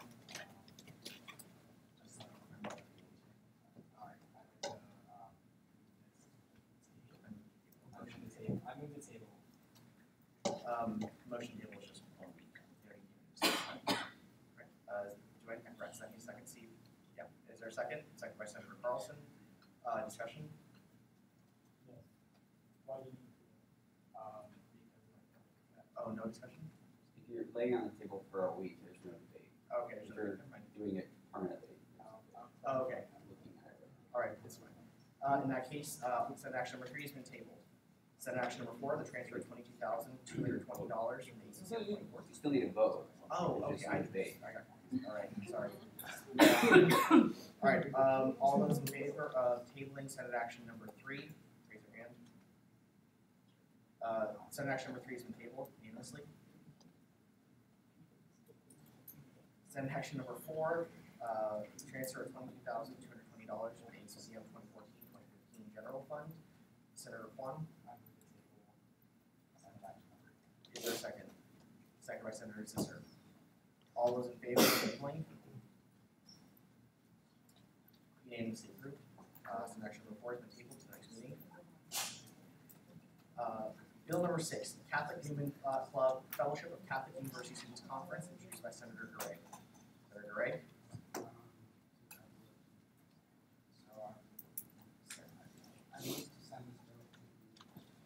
Motion to send this bill to committee of the whole. Is there a second?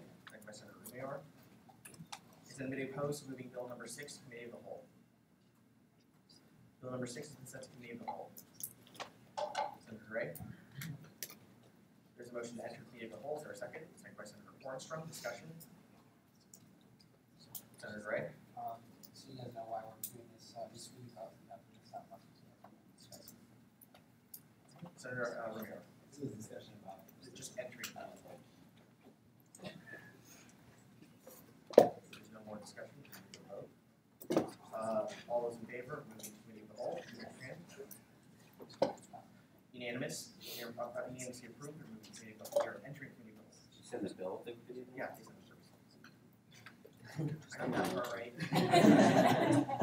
Thanks for checking in, though. You're now entering. We've now entered committee committee of the whole. Now we have your 20 minutes to discuss this. Senator Gray. I had a nice introduction, but since Dalton didn't get a chance to speak during this public forum, I want to give him a chance to introduce himself. Yeah, I just wanted to. Oh, sorry. Hi, thank you. Can you pull the budget up at the bottom, please? Good evening, everyone. So I'm now speaking as president of the Catholic Newman Club, UC Merced. I want to say a little bit about the club first. So we attended this conference 2 years ago. This conference is held every other year. 2 years ago, our club had been around for 2 years. There have been several Catholic clubs that had tried to start before. But when we went to the last conference, we were really struggling to find cohesion and a foundation in order to serve Catholic students at UC Merced.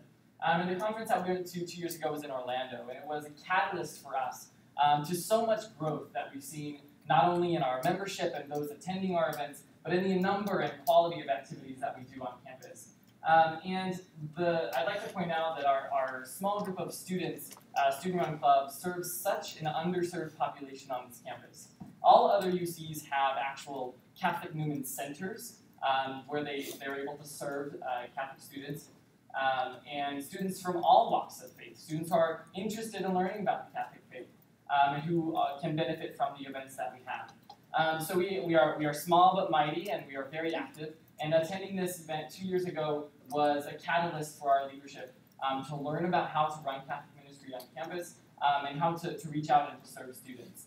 So this year, the event is being held in Nashville.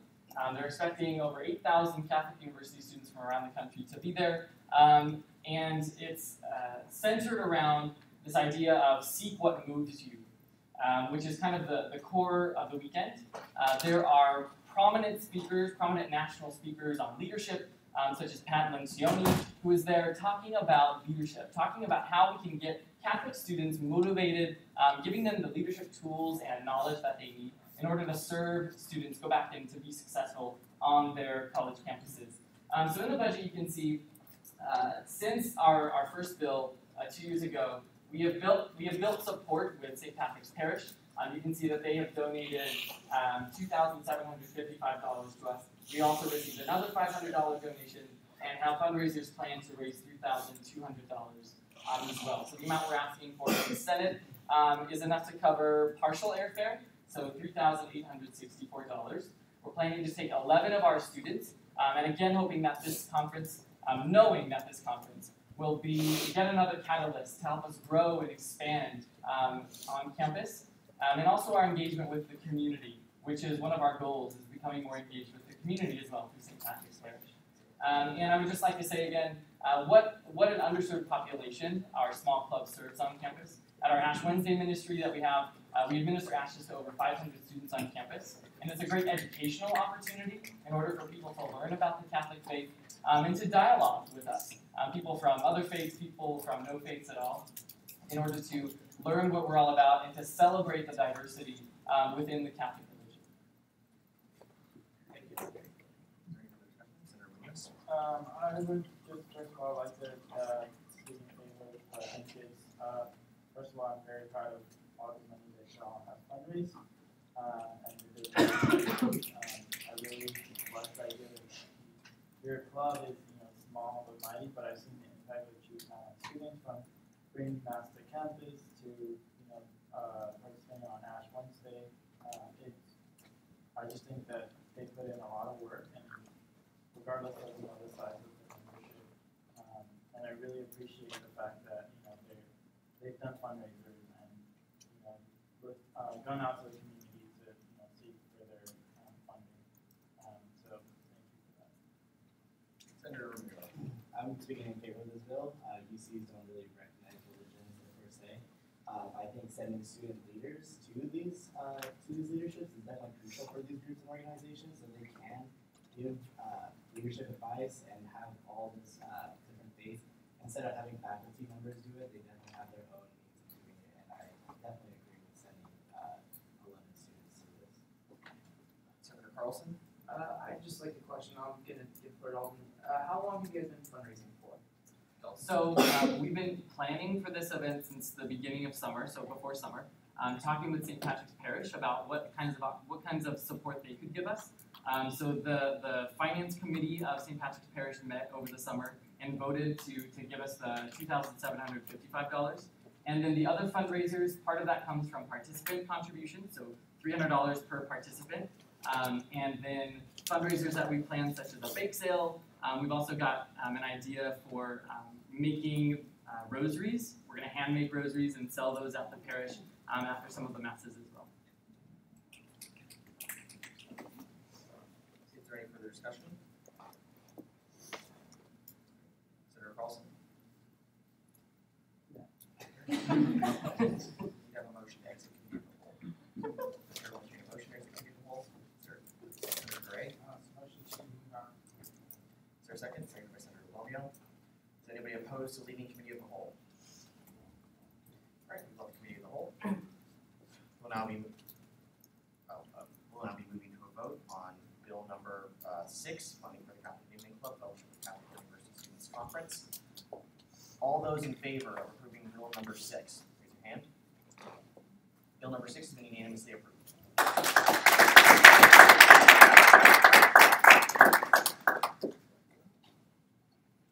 Next up, bill number 7, AMSA 12th Annual UC Davis Pre-Health Student Alliance Conference. Sorry, for a second. Senator Kwan. There's a motion to send this bill to committee of the whole. Is there a second? Seconded by Senator Rumayar. Sorry, I speak so fast sometimes. Is anybody opposed to sending bill number 7 to committee of the whole?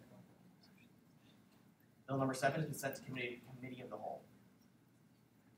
Senator Kwan. There's a motion in committee of the whole. Is there a second? Seconded by Senator Kornstrom. Discussion. Senator Kwan. Alright, so last time we met, the plan was to send 150 students over for $10,000, but after looking at and talking to students, Hold on a second. Why would you?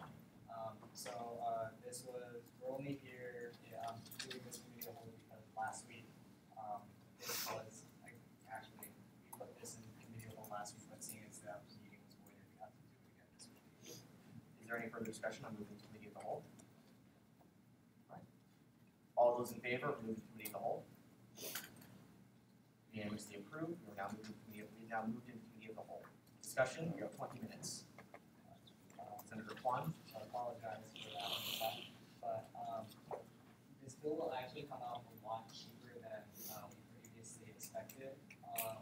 The $10,000 was given they would all take the bus. However, after talking to students, they found that they actually wanted to be able to take their own cars. And with this under consideration, after really talking to the authors and doing research myself, the current plan under this bill is to have all 150 students take the bus, which would cost ASUCM $55, and they would pay the remaining part of that $95 package. However, we found that the students actually wanted to be able to take their own car because they wanted to be able to have that mobility and freedom while going and coming back. They thought that it would be nice if they took it as like some sort of vacation.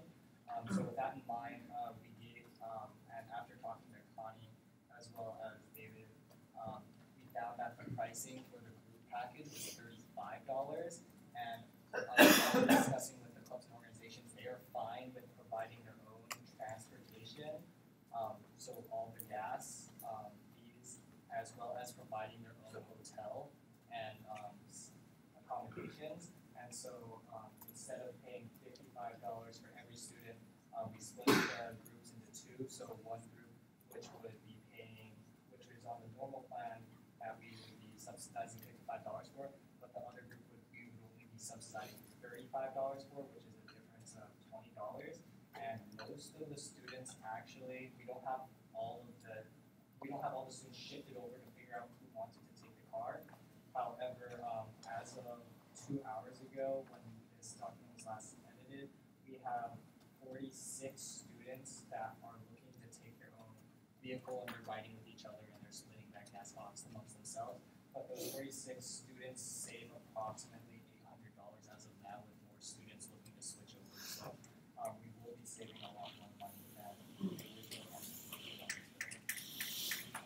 Are you looking at it? I'm not sure. If you are, I'm just going to tell you right now, any edit you make has to be also approved by DAISY.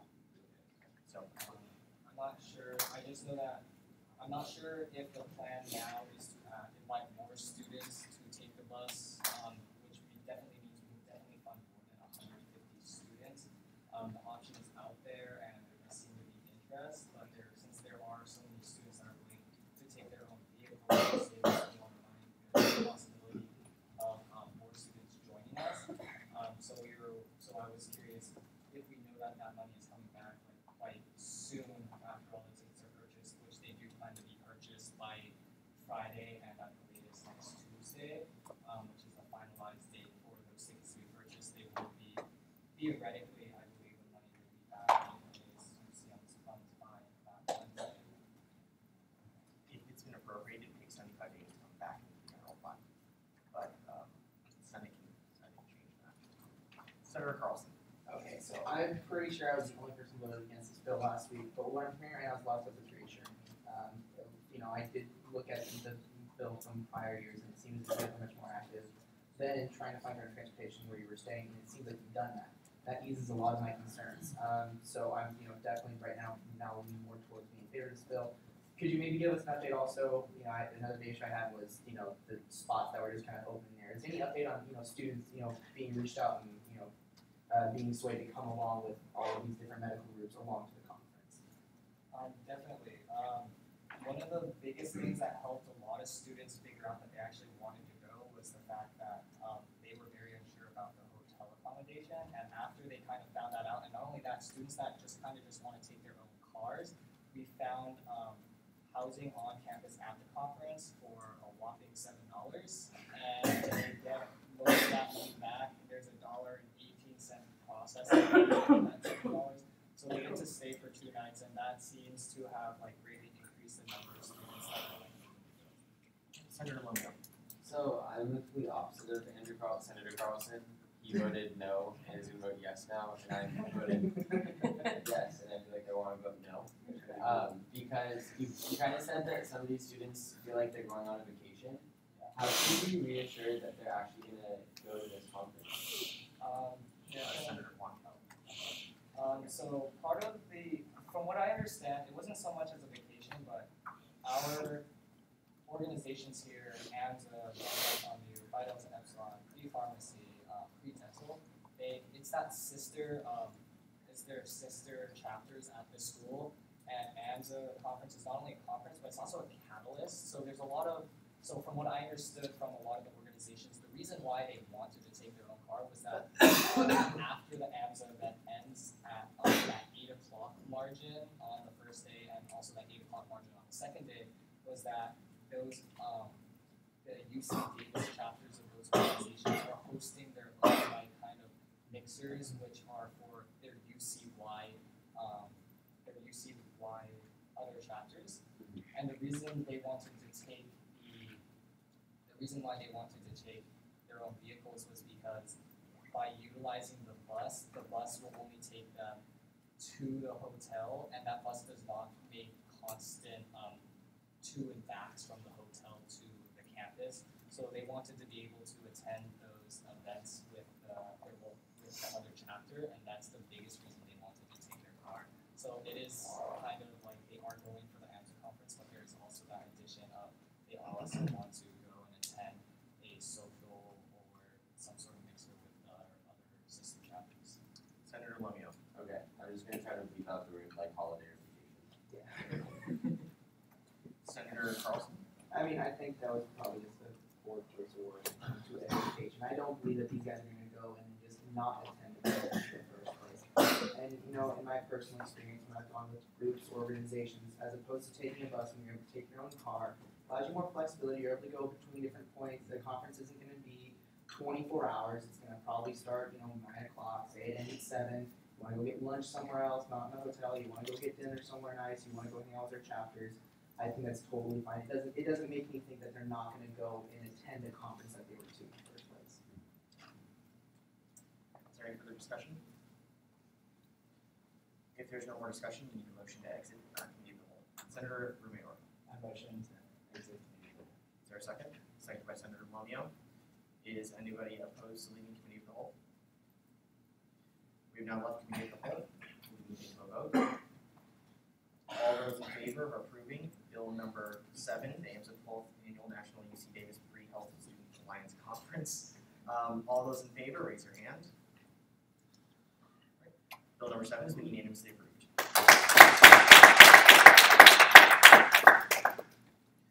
I believe all the money's used, Senate can roll back the money at a sooner date than 75 days. Is that right, Steve? So yeah, if you guys really want to, the money isn't spent, you guys can choose to roll it back earlier.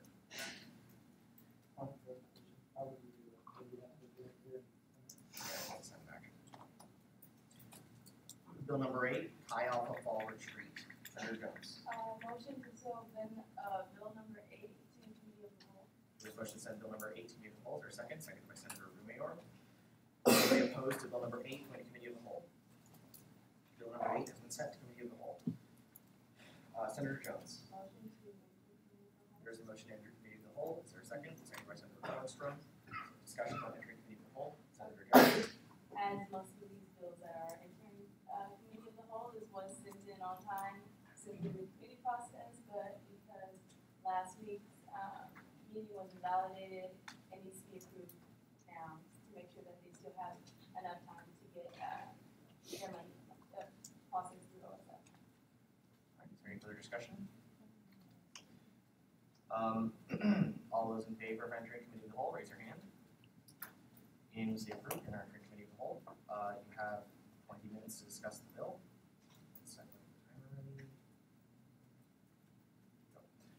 Senator Jones. Okay, so Chi Alpha's Fall Retreat Conference, this is something that happens annually, and the purpose of this conference is to unite students together, and they've been going on this conference for quite some time, and what they're asking for, and this is a Chi Alpha, if you guys didn't know, it's like a student faith movement, but it's open to all students, whether or not you're involved in the club, and they're asking for $5,000 to help subsidize, pay for a charter bus for transportation, because the conference is in Tulare County. I know some people said, oh, it might be cheaper to drive, but there's an estimate in one of the whereases where it actually costs more to drive, and not all students have cars, so that would limit the amount of students that we can take. And they're also asking ASUCM to help subsidize some of the costs, the registration costs for students to attend. And if you looked, the total cost is $17,000. However, they were able to cover most of that, and they're only asking for 31%, which is $5,000.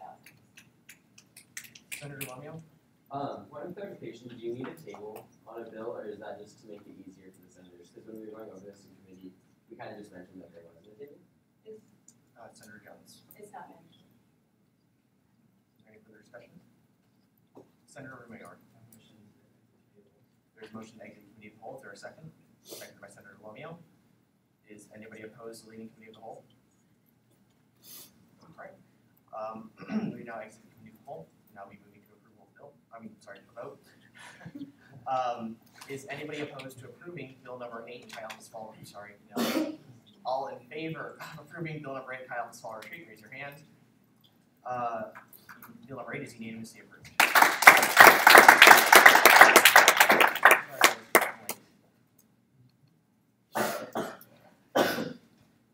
Resolution number 2, UC Merced, National Hazing Prevention, introduced by Senator Jones. Senator Jones. Motion to resolution number 2, or motion to send resolution number 2 to committee of the whole. There's a motion to send resolution number 2 to committee of the whole. Is there a second? Seconded by Senator Munoz. Is anybody opposed to sending bill number 2 to committee of the whole? Bill number 2 has been sent to committee of the whole. Senator Jones. Motion to enter committee of the whole. There's a motion to enter committee of the whole. Is there a second? Seconded by Senator Gray. Discussion? Well, Senator Jones. Yeah, there's obviously the same reason for the other bills, but National Hazing Prevention Week is actually this week. It started Monday. The whole purpose of this resolution was to pass it while the events were going on after the week, so that's why we Is there any further discussion? Senator Rubio. We're not in we're entering. All right, Senator Rubio. Right now, she just saying why we're running committee of the whole. Now we have to end, you guys are gonna vote, no one says anything else right now. Is there any further discussion?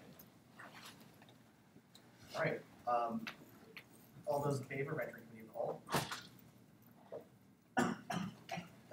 Unanimously approved, you're now entering committee of the whole. You have 20 minutes to discuss.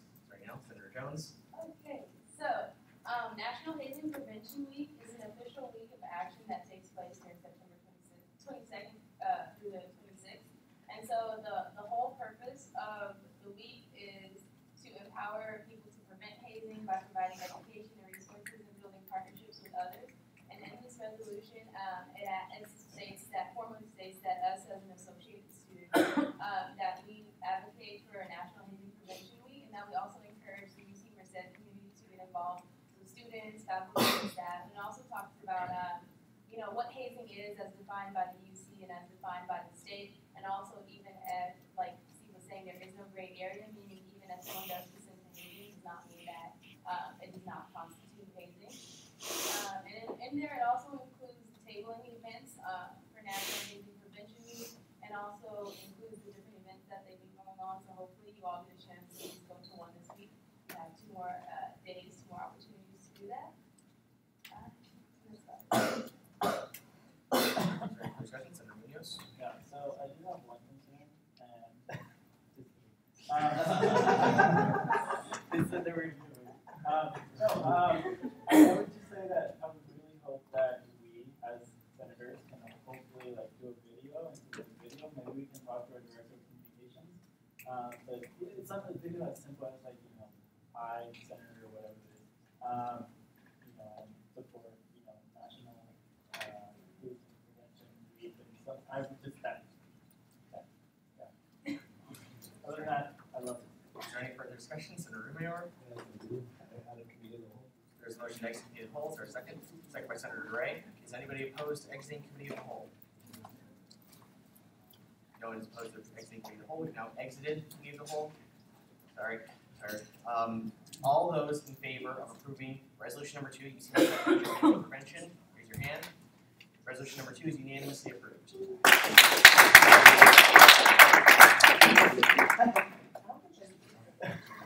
All right. Bill number 9, ICC bylaws, introduced by Senator Kwan. Bill number 9 has been motioned to move to all committees. Is there a second? The Senate actions are directly contingent on whether it is passed, so it's possible to pass the Senate actions before this. I'll mess with you again to make sure. Can I do that actually? It's just they have the motion to move. Okay, you guys can motion to move it. Sorry, just change agenda. It just happens to matter the order in which you send them to me. Okay, is there a second on sending this to all committees? Senator, is this your seconds? Is anybody opposed to sending bill number 9 to all committees? Bill number 9 has been sent to all committees. Bill number 10, withdrawal from the United States Students Association, introduced by Senator Jones. Senator Jones? Motion to send bill number 10 to all committees. There's a motion to send bill number 10 to all committees. Is there a second? Second by Senator Rumayor. Is anybody opposed to bill number 10 going to all committees? Bill number 10 has been sent to all committees. Senate action number 5, increase the campus events line item for PAW by $2,000, introduced by Senator Jones. Senator Jones? Motion to approve Senate action number 5. There's a motion to approve Senate action number 5. Is there a second? Seconded by Senator Kwan. Discussion. Senator Jones. Okay, so I was contacted by PAW, which is Filipino American. Yes. So last year when they came to us to put on their annual Barrio Fiesta, they approved a budget of $13,000. But during the budget call, they only received $9,000. That's because the representative did not show up to the budget call meeting. But upon talking to the new club officer for PAW, he had no idea that no one showed up. And because of past leadership, that put them in a really hard place, and they're not able to put on their event as they did last year. And they're trying to accommodate the increase of students. They're asking for a $2,000 increase, which would bring their total to $11,000, which is still $2,000 short of what they were doing last year. And I think that's something important to consider, considering that they put on quite a big event and there's an increase in number of students that will be attending, but they're still asking for a lower amount. Senator Gray. I wrote the bill last year for this event, Marcus, and it was a lot of money. It didn't get to pass, but as they were spending the money and talking about what she didn't spend, near $50,000. I don't know if this year's gonna be different because of the contracts or whatnot. That's why I think that they only received that amount of money.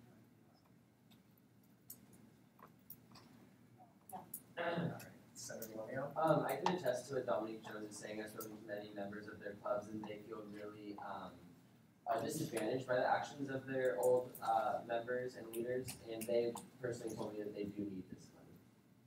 Senator Jones. And yeah, like you said, they didn't spend as much, so they're also asking for less.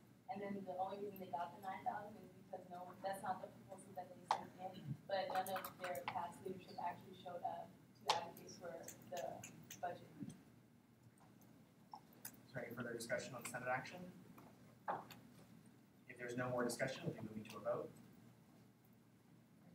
All those in favor of approving Senate action number 5, raise your hand. Senate action number 5 has been unanimously approved. Bill number 11, funding for SHIP, introduced by Senator Kornstrom and Senator Zisser. Senator Kornstrom. I motion to send this bill to all committees. There's a motion to send this bill to all committees. Is there a second? Seconded by Senator Romeo. Is anybody opposed to sending bill number 11 to all committees? Bill number 11 has been sent to all committees. Bill number 12, funding for the Martial Arts Club, introduced by Senator Gray. Senator Gray. Motion to send this bill, bill number 12 funding for the martial arts club to all committees. There's a motion to send bill number 12 to all committees. Is there a second? Seconded by Senator Munoz. Is anybody opposed to bill number 12 going to all committees?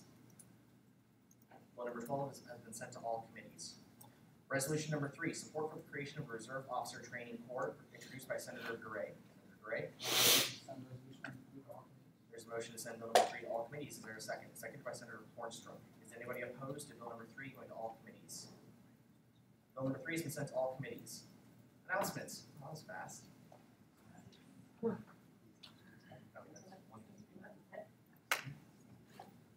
What's that?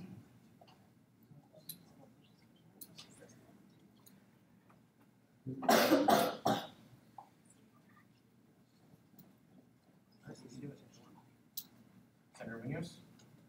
Oh, I motion to move into closed session. There's a motion to enter a closed session. Is there a second?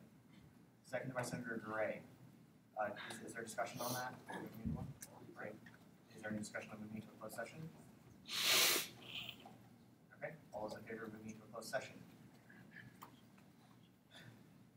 Unanimously approved. We're now entering a closed session. Do you guys want me to stay or leave?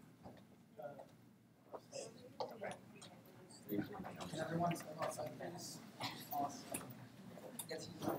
Yeah. Can we step outside? That pause.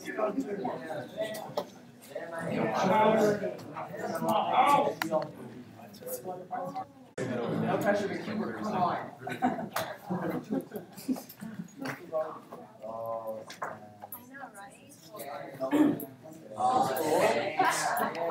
know, right?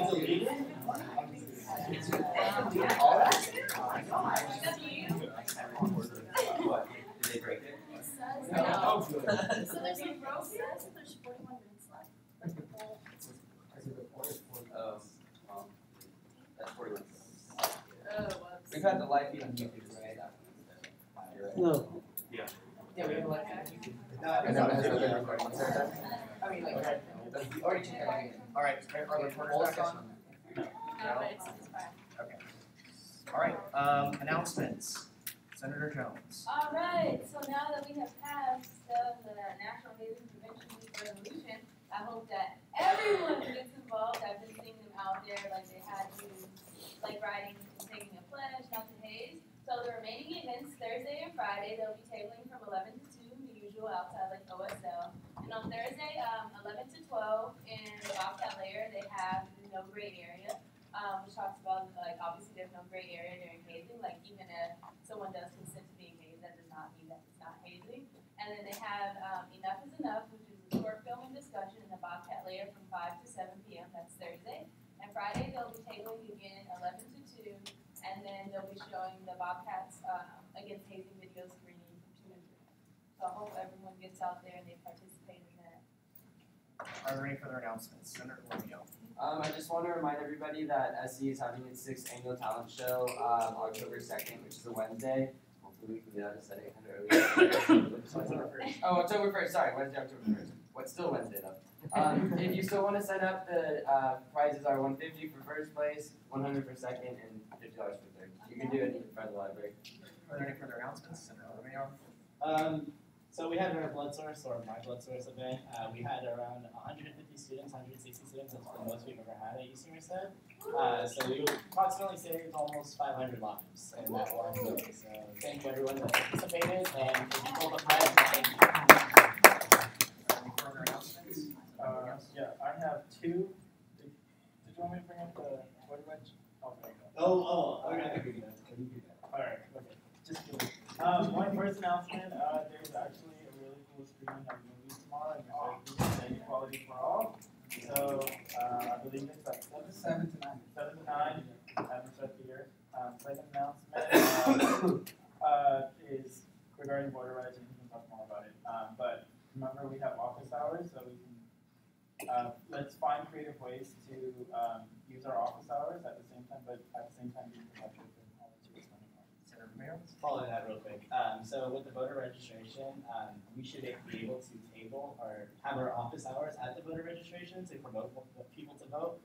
So it's not just helping out one party, it's literally getting out people to voice their opinions in the next coming up election. So it'd be a great idea to just hold your office hours near the table, just to meet the people that are showing your face out, and get people to also sign up to register to vote. Are there any further announcements? Your speaker next week is Dominic Longarini, so.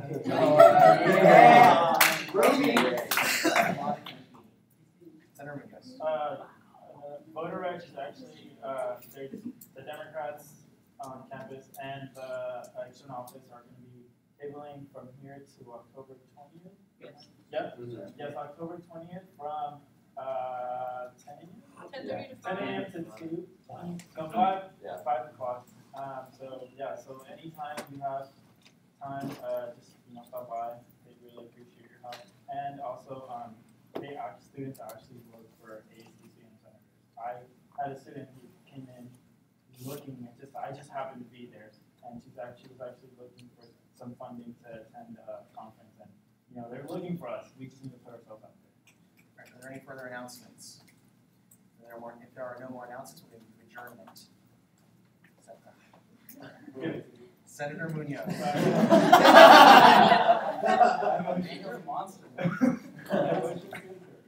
There's a motion to adjourn. Is there a second? Senator Carlson. I'm out. All right, is anybody opposed to adjourning? We're not going to go to a vote. All those in favor of adjourning?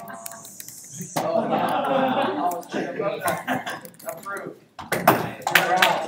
Bye. Down. I think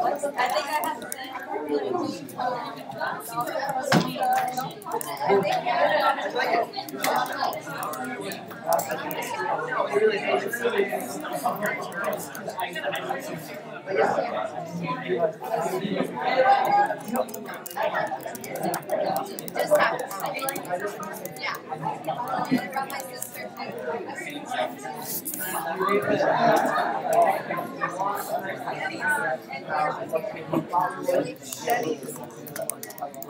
I'm expecting a court case soon. But I have ASUCM politics. I have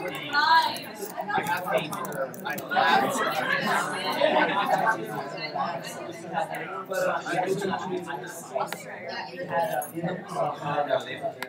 certificate.